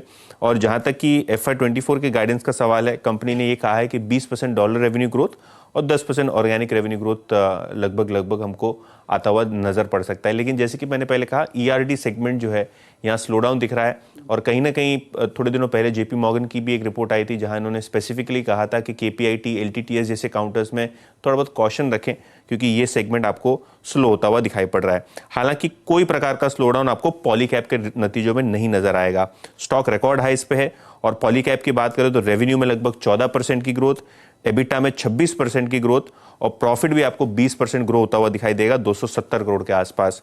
मार्जिन की बात करें तो क्योंकि रॉ मटेरियल कॉस्ट गिर रहे हैं, 12.5 पौने 13% का मार्जिन एक्सपेक्ट कीजिए, जो पिछले साल लगभग 11.5% के आसपास था। ऑब्वियसली जो FMEG जो कंज्यूमर सेगमेंट ग्रोथ है वो थोड़ा बहुत म्यूटेड रहेगा, क्योंकि यहाँ चैनल इन्वेंट्री कंपनी क्लियर कर रही थी। लेकिन ओवरऑल बेसिस पे पॉलीकैब के नतीजे काफ़ी हेल्दी होने चाहिए। प्रॉफिट ग्रोथ जैसे कि मैंने पहले कहा लगभग 20-22% का होना चाहिए। ओके यतिन, बहुत बहुत शुक्रिया ये सारे प्रीव्यूज़ रखने के लिए। जी पर वो एक जो न्यूज़ थी, अब वो बता देता हूँ। बोर्ड ने 14 जुलाई को एक मीटिंग हुई जिसमें इन्होंने एक डिसाइड किया, क्योंकि पुनीत गोयनका को अब सैट से कोई रिलीफ नहीं मिला, और सेबी का ऑर्डर था वो क्लियरली अगेंस्ट था कि पुनीत गोयनका मैनेजरियल पोजीशन में नहीं रह सकते, और सैट ने कोई स्टे नहीं दिया। तो इन्होंने अब क्या किया है, एक इंटरनल कमेटी बनाई है जो अब इस कंपनी को रन करेगी। सीनियर एग्जीक्यूटिव्स की वो कंपनी है जो इस को रन कर रही है।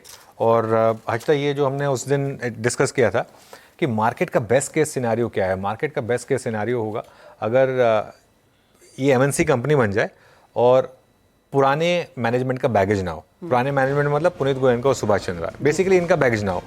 बैगेज को मैं जिस टर्म में यूज़ कर रहा हूँ उसको समझे, मतलब मार्केट के टर्म्स में, मतलब कि मार्केट नहीं चाहती थी कि वो कंटिन्यू करें, और ये इसके लिए इस तरीके की ये रीज़न है कि इस तरीके की रैली यहाँ पर हुई है। ये हमारे सिस्टर चैनल CNBC TV18 से कंफर्म हुई है न्यूज़। कंपनी स्पोक्स पर्सन ने बोला है। हालांकि अगर 14 तारीख को बोर्ड मीटिंग हुई थी तो ये डिस्क्लोजर आना चाहिए था, ये एक्सचेंजेस पर होना चाहिए था, ये एक्सचेंज पर नहीं है। ये मतलब ये गलत बात है, ये एक्सचेंज पे होना चाहिए था।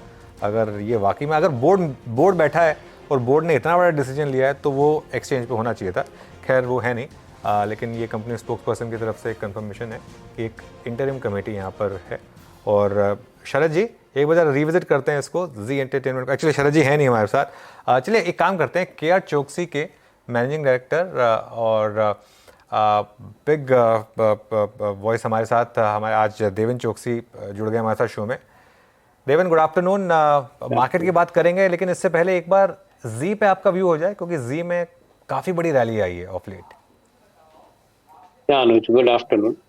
वेल आई थिंक मेरे ख्याल से दूसरे कोई फंडामेंटल कारण इमीडिएटली हम नहीं देख रहे हैं, but I think as a outcome if this particular management is instituted and probably I think as you were mentioning also a while back कि यहाँ पे I think professional team of management एक बार यहाँ पे आ जाती है, तो at least to that extent operational level के जो सिचुएशंस है, जो क्लाउड है वो क्लाउड शायद निकल जाता है, तो थोड़ा स्टॉक यहाँ पे एक बार री-रेटिंग हो सकता है। Whether the merger will be on schedule, will take place, how it will take place, these are all some of the work I think which will probably will have to wait and see what is outcome coming in. But मेरा ऐसा मानना है कि eventually I think if the dark clouds are getting over on this company, then there is a next level of I think growth that one can see, particularly from the new properties which I think Sony combined can bring in along with. That could be I think one of the major game changer which may probably come along. But that is a wish list. I think it may not happen immediately. It may take a couple of years before which I think it starts reflecting into the books. But that is where market would probably see the possibilities around. Okay. अच्छा, उसके अलावा कुछ और बड़े stocks की भी बात कर लेते हैं। देवेन, आज HDFC बैंक ने as combined entity numbers declare किए। अब as a combined entity obviously stock trade कर रहा है। क्या यहाँ से मार्केट लीडरशिप लेने की काबिलियत है HDFC बैंक में? Absolutely, I think no questions asked on this, क्योंकि एक तरफ देखे तो आई थिंक आपका जो कॉर्पोरेट लोन बुक है, रिटेल लोन बुक है, हाउसिंग फाइनेंस लोन बुक है और प्राइमरी सेक्टर लोन बुक है, ये चारों लोन बुक के अंदर I think significant amount of growth is seen. Housing finance is growing at around 20%, retail loan book is growing at around 20%, around 16%, 17% के आसपास corporate loan book grow हो रहा है। मेरा ऐसा मानना है कि overall I think this bank has significant amount of potential going forward, particularly जो हाउसिंग फाइनेंस का कारोबार है उसके अंदर आगे समय के अंदर आई थिंक जब कॉस्ट ऑफ फंड आपको नीचे लेवल पे मिलती है तो शायद यहाँ पे से आपका जो मार्जिन जो नीम है वो नीम आपका बढ़ के आएगा and that is where possibly the market will be looking at all the possibilities. Of course, there are going to be certain requirement of capital, tier one capital related issues आएंगे. But in my viewpoint, I think that is still, I think, worth doing with as long as I think the growth is seen in the business. In fact, HDFC Bank combined entity is basically showing the promise of becoming 45 to 50 lakh crore entity in next 4 years, 4.5 years from now. By the way हम Harshada market देखिए Nifty अब 19,700 cross कर गया उसी पे आने वाली थी और बैंक निफ्टी 550 पॉइंट. क्या बहुत ही बढ़िया मूव देखने को मिला अनुज. और आज के आज 19,700 के दर्शन हो जाएंगे. ये एक्सपेक्टेशन इतनी बड़ी नहीं थी जितना आपको स्क्रीन पर आसानी से होता दिखाई दिया है. और निफ्टी बैंक में भी एक अच्छा खासा मोमेंटम. अच्छा, एक चीज़ है, बैंकों ने अपना कमाल दिखाया है, चाहे वो HDFC हो, SBI हो, कोटक जैसे प्लेयर्स हो, लेकिन साथ ही इस पूरी तेज़ी में रिलायंस का एक बहुत बड़ा योगदान है. और देवेन, वहाँ पर भी फिर अगला ट्रिगर जियो फाइनेंशियल सर्विसेज के डीमर्जर के साथ आता हुआ दिखाई देगा. यहाँ पर आपकी अप्रोच और एक्सपेक्टेशंस क्या है, क्योंकि स्टॉक कब 2800 पर आ चुका है. So Harshada, I think Jio Financial Services demerger from Reliance Industry is once again going to be a super good possibility as far as the investors of Reliance are concerned. क्योंकि जैसे मैंने पास में भी एक बार ये चीज के ऊपर थोड़ा ध्यान देके समझाया था कि करीबन ये लेवल से ये बैंक अगले 3 साल के अंदर जियो फाइनेंशियल बैंक और ये NBFC, this can become, I think, the size of around 10 lakh crore AUM, given the kind of business condition in which they are, both lending to the merchants as well as lending to the retail, along with the size of the balance sheet, which is along with the treasury shares of Reliance, would be, I think, somewhere around close to 1,30,000-40,000 crores. So from that point of view, मेरा ऐसा मानना है कि ये जो कारोबार है जियो financial services का, eventually I think that holds the possibility of taking over the market cap of that entity at a good scale to, I think, higher than the market cap of Reliance eventually. So that is where probably market would remain excited about. और cut off date के पहले, record date के पहले मेरे ख्याल से action यहाँ पे थोड़े ज्यादा दिखने मिलेंगे.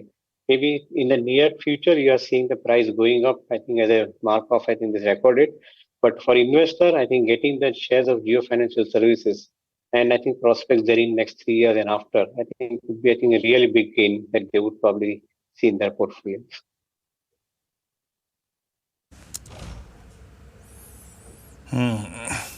देवेंद्र जी, रिलायंस पे बात हुई. मैं एक बार फिर से, अभी कुछ देर पहले अनुज ने जो HDFC बैंक का जिक्र किया था, HDFC बैंक की स्टोरी अगर आप देखें, चली, स्टॉक चला, पोस्ट नंबर्स भी, but between the price performance of entire banking space, HDFC bank हो, चाहे वो ICICI बैंक हो, चाहे वो इंडसइंड बैंक हो, मेरे को याद है अच्छी तरीके से Q3 लास्ट फिस्कल के जब अर्निंग्स रिपोर्ट हुई थी, SBI ने करीब एक हाई लगाया था 626 का.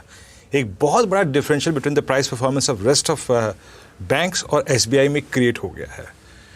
SBI ने फ्रेंकली स्पीकिंग निफ्टी बैंक के इस पूरे मूव में कोई पार्टिसिपेशन नहीं किया. सर, आपका SBI पर जस्ट प्रायर टू अर्निंग्स पहले व्यू क्या है, considering this differential between the price performance of index and SBI itself?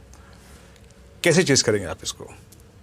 Yeah, in fact, I think you are absolutely spot on. क्योंकि SBI जैसी bank के अंदर not getting reflected on the price performance, I think is very, very surprising. Which means I think the follow-up buying is not coming into this bank compared to the follow-up buying which has come into the likes of HDFC Bank, ICICI Bank, even Axis Bank for that matter, and even IndusInd Bank. So मेरा ऐसा मानना है कि I think it's a matter of time. As such, I think the company's business condition remains absolutely convincing and robust. जैसे मैंने थोड़े समय के पहले HDFC बैंक की भी बात की, I think the same rationale is basically applied to even SBI, though maybe slightly lower growth rate compared to HDFC Bank maybe.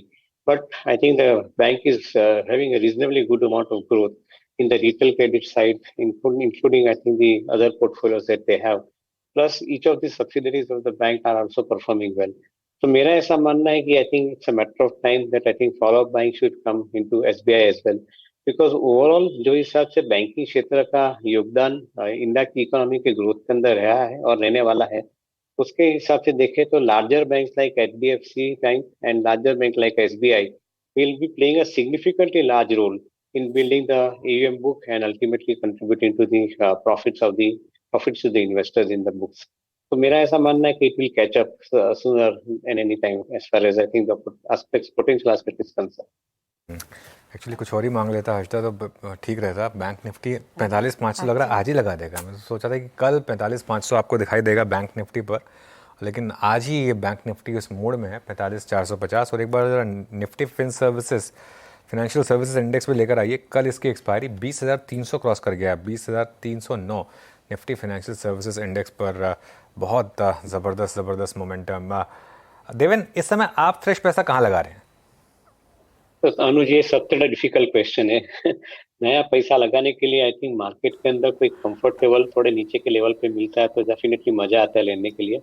ऐसा कि are fully invested of course, but our inclination would be largely to buy into some of the larger names which I was mentioning, like Reliance, including HDFC Bank, even for that matter SBI, which I talked about. And I think some of the IT companies where we took some contra bet little earlier, I think is now paying off well. So if correction in the market comes, so definitely I think IT companies would also be in the portfolio as far as we are concerned. We feel that auto and auto ancillary के अंदर अभी भी एक अच्छी opportunity है. And maybe the likes of Tata Motors DVR, or maybe I think some of the strong NBFC ancillary companies, they would remain, I think, relatively more preferred bet as far as buying a fresh is concerned. So I think, but that is long term. I think these stocks have run up to a certain extent. If the correction comes, buy then. Otherwise, I think if you are buying now, then I think stay for investor for longer term in likes of Tata Motor DVR. Okay Devendra ji, बहुत बहुत शुक्रिया आप इस कार्यक्रम में शामिल हुए और एक महत्वपूर्ण दिन, कारोबारी हफ्ते के पहले दिन आप हमारे साथ मौजूद थे इस चर्चा में। बहुत बहुत शुक्रिया and best of luck for the rest of week sir. Indices लेके आइए अनुज। निफ्टी 19,700 पार, बैंक निफ्टी ऑलमोस्ट स्ट्राइकिंग 45,500। आज अनुज वो जो 45,000, 45,100, 45,200 के कॉल राइटर्स ने काफ़ी दिनों से प्रेस किया हुआ था। हम बात ही कर रहे थे, आपको याद होगा शुक्रवार की क्लोजिंग में, कि ICICI बैंक ठीक है but show stopper ultimately it's HDFC bank. मैं एक चीज़ कहूँगा वीरू हमेशा यहाँ पर और देखिए ये ना बड़ी तेज़ी वाली मार्केट है, ये बुल मार्केट है। ये मुझे 2003 से 7 की बुल मार्केट की याद दिला रही है। और मैं फिर कह रहा हूँ HDFC बैंक में अगर आप हैं तो अभी आप ये मत सोचिए कि कल और 30-40 रुपये मिलेंगे या नहीं मिलेंगे, वो बाद की बात है। आपका थॉट प्रोसेस होना चाहिए कि क्या ये स्टॉक अब 2,200 तक जाएगा, ठीक है। क्या बैंक निफ्टी में अब हम 48,000 से 50,000 तक का वो व्यू जो हमने एक लिया है, क्योंकि मार्केट में ये बहुत बड़ी तेज़ी है। ये आप समझिए ये मार्केट कुछ कह रही है। अच्छा, एक और चीज़, मार्केट में अभी भी यूफोरिया नहीं है और ऐसा नहीं है कि लोग मतलब अभी भी लोग डरे हुए हैं, डरे सहमे से हर कोई। जैसे अभी हमने देवेंद्र से सवाल पूछा तो ऑब्वियसली लोगों को थोड़ा डर लग रहा है कि इस समय लेना चाहिए नहीं लेना चाहिए, ठीक है। मैं 3-4 स्मार्ट लोगों से मैंने बात की थी, अब उनको भी डर लग रहा है मार्केट में लेने से। और मार्केट में अभी भी वो एकदम जिसे कहते हैं ना यूफोरिया वाले साइन ही है। जैसे MTNL मान लो 2-3 दिन अगर सर्किट लगा दे, अपर सर्किट, ठीक है, वो BSE में नंबर ऑफ लिस्टेड स्टॉक्स जो एट 52 वीक हाई वो 450-500 क्रॉस करना शुरू कर दे, तब मुझे लग रहा है कि वो साइंस आएंगे। उससे पहले वो साइंस है नहीं। हाँ, बीच बीच में मार्केट झटके जरूर देगा, ऐसा नहीं कि नहीं देगा। हो सकता है कि एक बार हम जैसे 20,000 की बात कर रहे हैं, हो सकता है एक बार 19,800, 19,850 तक जाकर एक बार मार्केट फिर 3-4 दिन का वो कंसोलिडेशन दिखा दे, एक बार वहां से 19,600, 650 तक आ जाए, ये पॉसिबल है। लेकिन टेक्सचर मार्केट का वही है, 3 स्टेप्स आगे 1 स्टेप पीछे, फिर 3 स्टेप्स आगे 1 स्टेप पीछे, मतलब नेट 2 स्टेप्स आगे चलते रहिए और नए लेवल्स क्रॉस करते रहिए। 45,500 क्रॉस बैंक निफ्टी पर, 45,530। देखिए हर्षदा, जब क्लोजिंग हम 2 बजे शुरुआत की थी, बैंक निफ्टी 200 पॉइंट ऊपर था, अब 700 पॉइंट ऊपर, 500 पॉइंट का मूव आया है स्क्रीन पर आपके सामने और बहुत ही आराम से ये ट्रेड बनते हुए दिखाई दिए हैं। ICICI बैंक आपकी स्क्रीन पर लेकर आएंगे, क्योंकि पिछले 10-15 मिनटों में यहाँ से वो नई तेजी आती हुई दिखाई दी। जो स्पाइक आया है 52 वीक हाई पर, ये स्टॉक भी आपको ट्रेड करता हुआ दिखाई देगा या फिर क्लोज दिखाएगा। इंडसइंड बैंक कल के नतीजे और उससे पहले जब हम यतिन से बात कर रहे थे, स्टॉक एकदम शांत था। अब आप देखिए स्क्रीन पर 1% लगे हाथ यहाँ पर तेजी आ गई है। SBI, axis, HDFC bank, Kotak, ये तो आज के पहले वाले सितारे तो हैं ही। तो हर टिक के साथ जहां पर मौका मिले लोग तेजी की पोजीशंस लेकर जा रहे हैं और एक अच्छा खासा मोमेंटम बना रहे हैं। चलिए इस बीच यतिन को एक बार फिर जोड़ लेते हैं और उनसे पूछते हैं, डीलिंग रूम में भी क्या सिर्फ बैंकों की चर्चा हो रही है या फिर कुछ और रेडार पर है? बिल्कुल हो रही है। और सबसे पहले देखिए HDFC बैंक की चर्चा हो रही है। देखो, रिजल्ट स्टेबल थे और ये पहला कॉन कॉल है जहां मर्जर के बारे में बातचीत होगी, लॉन्गर टर्म स्ट्रैटेजी के बारे में बात होगी।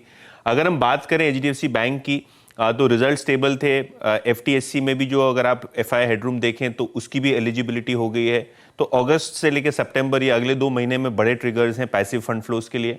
और अगर आप डीलर्स की माने तो रिजल्ट्स के बेसिस पे और ओवरऑल जो मैनेजमेंट कमेंट्री आज रहेगी शायद पॉजिटिव साइड पे रहेगी। ये उम्मीद से डीलर्स जो है यहाँ बीटीएसटी की ट्रेड इनिशिएट कर रहे हैं और उनको लगता है कि काउंटर में यहाँ से भी 30 से 40 रुपए का अपसाइड बन सकता है। एफआई की बाइंग भी देखने को मिल रही है।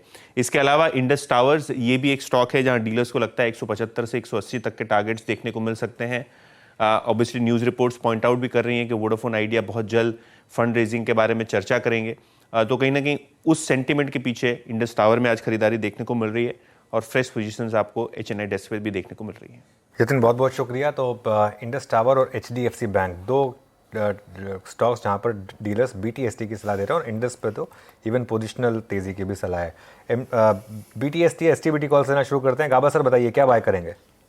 Chemicals again, good afternoon. और स्टॉक है एसआरएफ, ट्रेड करा है 2237। ये मुझे लगता है 23 तक जाना चाहिए। बिल्कुल स्टॉप होगा 2220 बस एसआरएफ।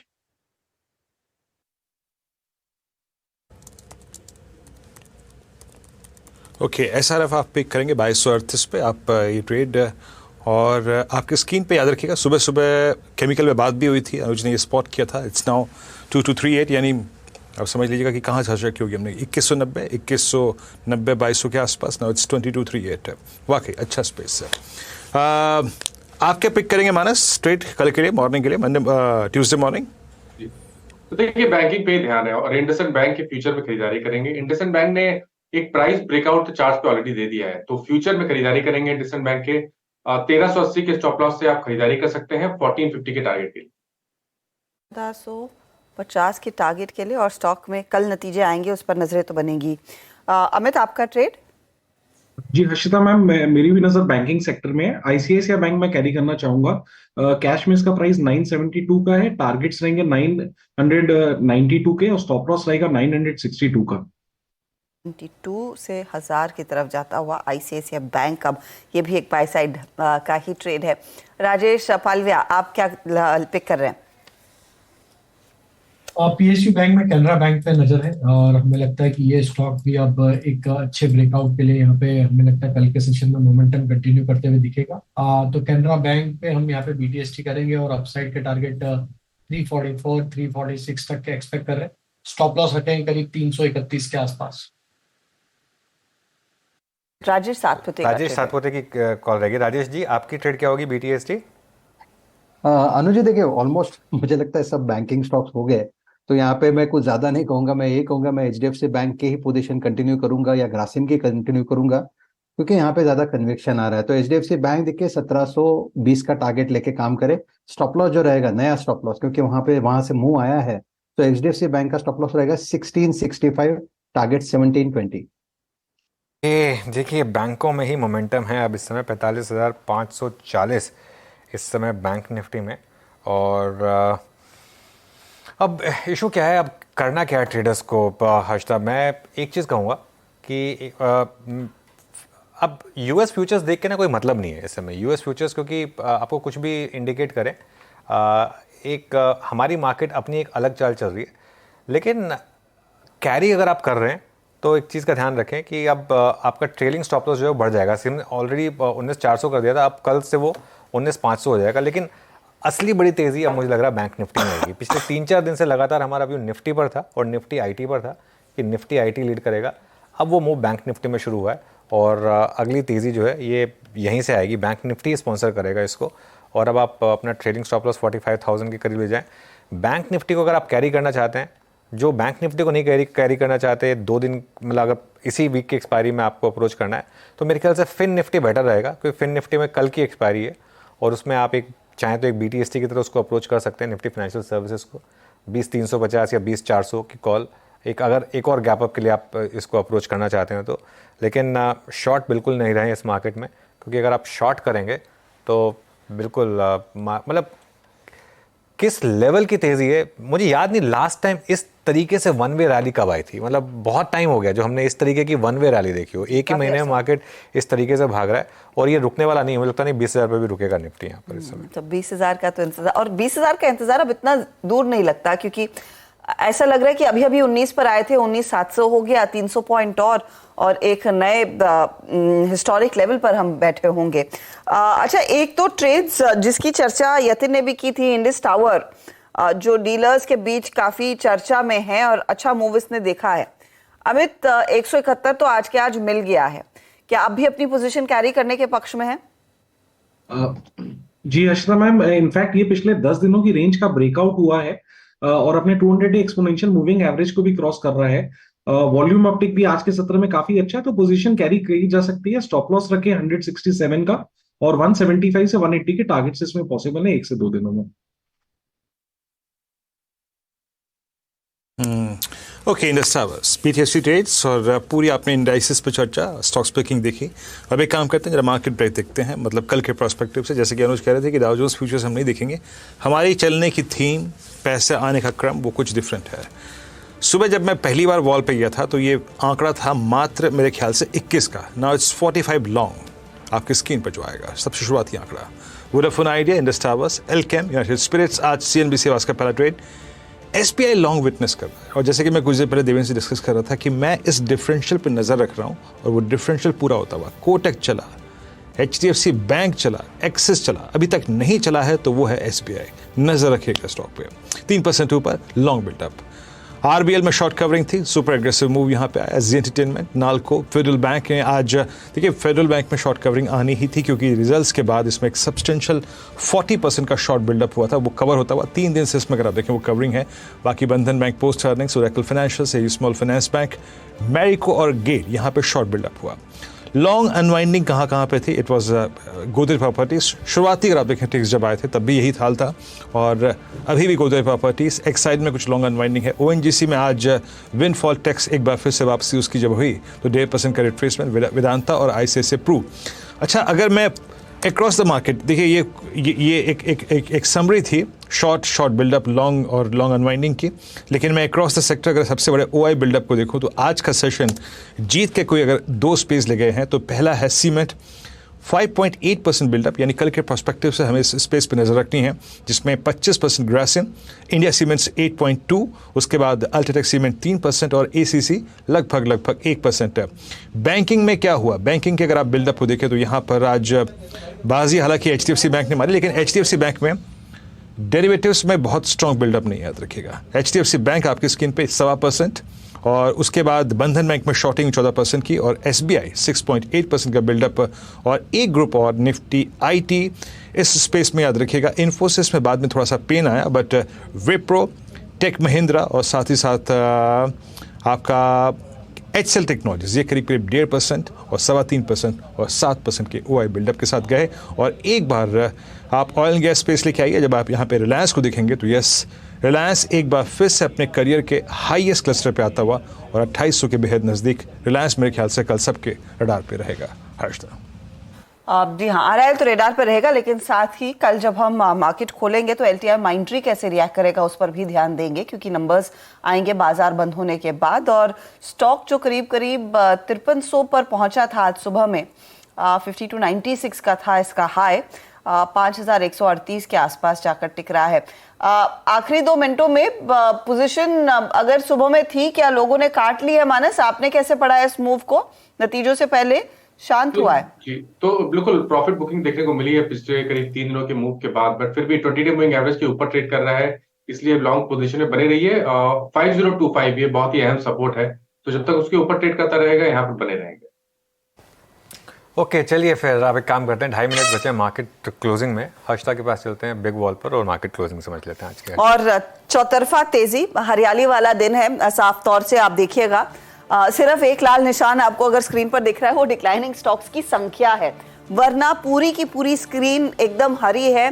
निफ्टी 19,700 के ऊपर समाप्ति की तैयारी करता हुआ। निफ्टी बैंक आज का सुपरस्टार 676 अंकों का इजाफा, हम 45,500 के ऊपर कारोबार करते दिखाई दिए, उसी के आसपास क्लोज देखने को मिलेगा। और निफ्टी आईटी के लिए हफ्ता बड़ा है क्योंकि कई सारे कंपनियों के नतीजे आएंगे। 126 अंकों का इजाफा यहां पर बनता दिखाई दिया है। तो ये इनफैक्ट अलग अलग पॉकेट्स थे जहां पर अच्छी खासी तेजी। और निफ्टी का मिड कैप इंडेक्स आपका पूरे तौर पर स्मॉल कैप इंडेक्स देखेंगे तो वहां पर भी जोश अच्छी तेजी का बना। लेकिन देखिए कुछ स्टॉक्स जिनमें सबसे ज्यादा रफ्तार बनती दिखाई दी, HDFC बैंक जिसके नंबर्स आए और उसके बाद हमने देखा है तेजी से भागा यह काउंटर, 2% के इजाफे पर यह जाकर टिकता हुआ दिखाई देगा। 1677 के लेवल्स है, इसको देख फिर ICICI बैंक में, स्टेट बैंक ऑफ इंडिया में, एक्सिस में, इंडसइंड बैंक में सब में तेजी बनी। और ये दिग्गज काउंटर्स बड़े दिनों बाद इस तरह के मूव्स दिखा रहे हैं। 600 पर SBI जाकर टिकता हुआ। इंडसइंड के नतीजे कल आएंगे, उसमें तेजी देखने को मिली। और कोटक महिंद्रा बैंक लगभग 1900 के आसपास जाकर टिकता हुआ दिखाई दिया है। तो ये बैंकिंग काउंटर्स थे, बैंकिंग दिग्गज थे जिन्होंने बाजार में वो एक्स्ट्रा जान भरी है। इसके साथ ही रिलायंस इंडस्ट्रीज की तरफ से भी एक योगदान अच्छी खासी तेजी का हुआ। ये काउंटर भी लगभग 2800 पर आ चुका है। देखते ही देखते आज करीब करीब 2% का मूव देखने को मिला। तो ये कुछ स्टॉक्स थे जहां पर सबसे बड़ा एक्शन, सबसे ज्यादा तेजी बनती दिखाई दी। ध्यान दीजिएगा कुछ छोटे बैंकों पर। बंधन बैंक आज चला नहीं ज्यादा क्योंकि नतीजों से थोड़ी सी निराशा।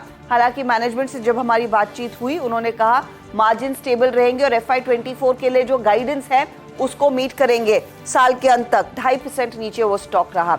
करूर व्यासा बैंक मैनेजमेंट को एक्सटेंशन मिला। दूसरी तरफ ऑफ कोर्स हमने देखा कंपनी के नतीजे भी आए तो करीब 2-2.25% का इजाफा इधर बनता दिखाई दिया। लेकिन एक और एक्सीडेंट था आज के दिन, वो था रूट मोबाइल। रूट मोबाइल का प्रोमोटर दरअसल अपने बिजनेस को या फिर रूट मोबाइल में एग्जिट ले रहा है, अपनी खुद की 57% हिस्सेदारी एक बेल्जियम कंपनी को बेच रहे हैं। और स्टॉक में हमने देखा है ओपन ऑफर भी आएगा करीब 1626 के आसपास। हालांकि आज ये काउंटर जाकर करेक्ट होकर 8% के नुकसान पर जाकर टिका है। यहाँ पर दबाव देखने को मिला।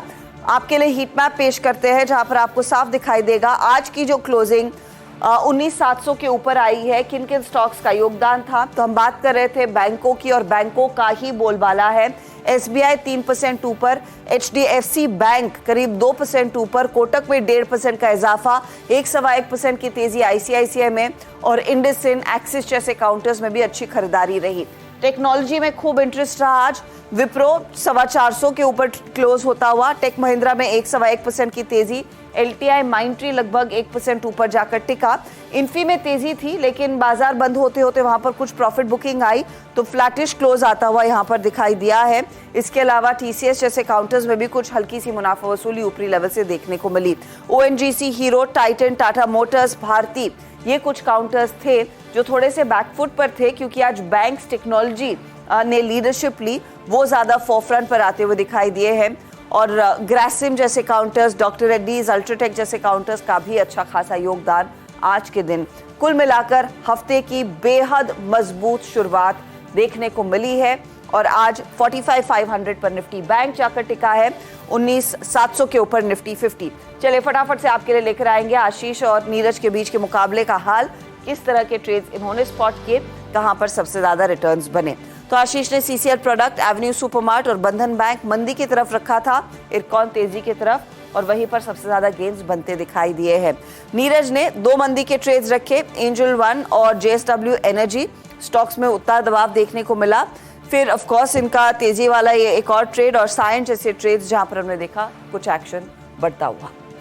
बिल्कुल, देखिए इवन इस तेज़ी वाली मार्केट में भी अगर आप मंदी के सौदे भी ठीक से पकड़े तो वो ठीक रहते हैं, लेकिन हाँ बड़ी तेज़ी जो है और जो बड़ा मुनाफा है वो अपसाइड पर है। 19,711 ये एडजस्टेड क्लोजिंग हुई। बैंक निफ्टी की भी एडजस्टेड क्लोज देख लेते हैं।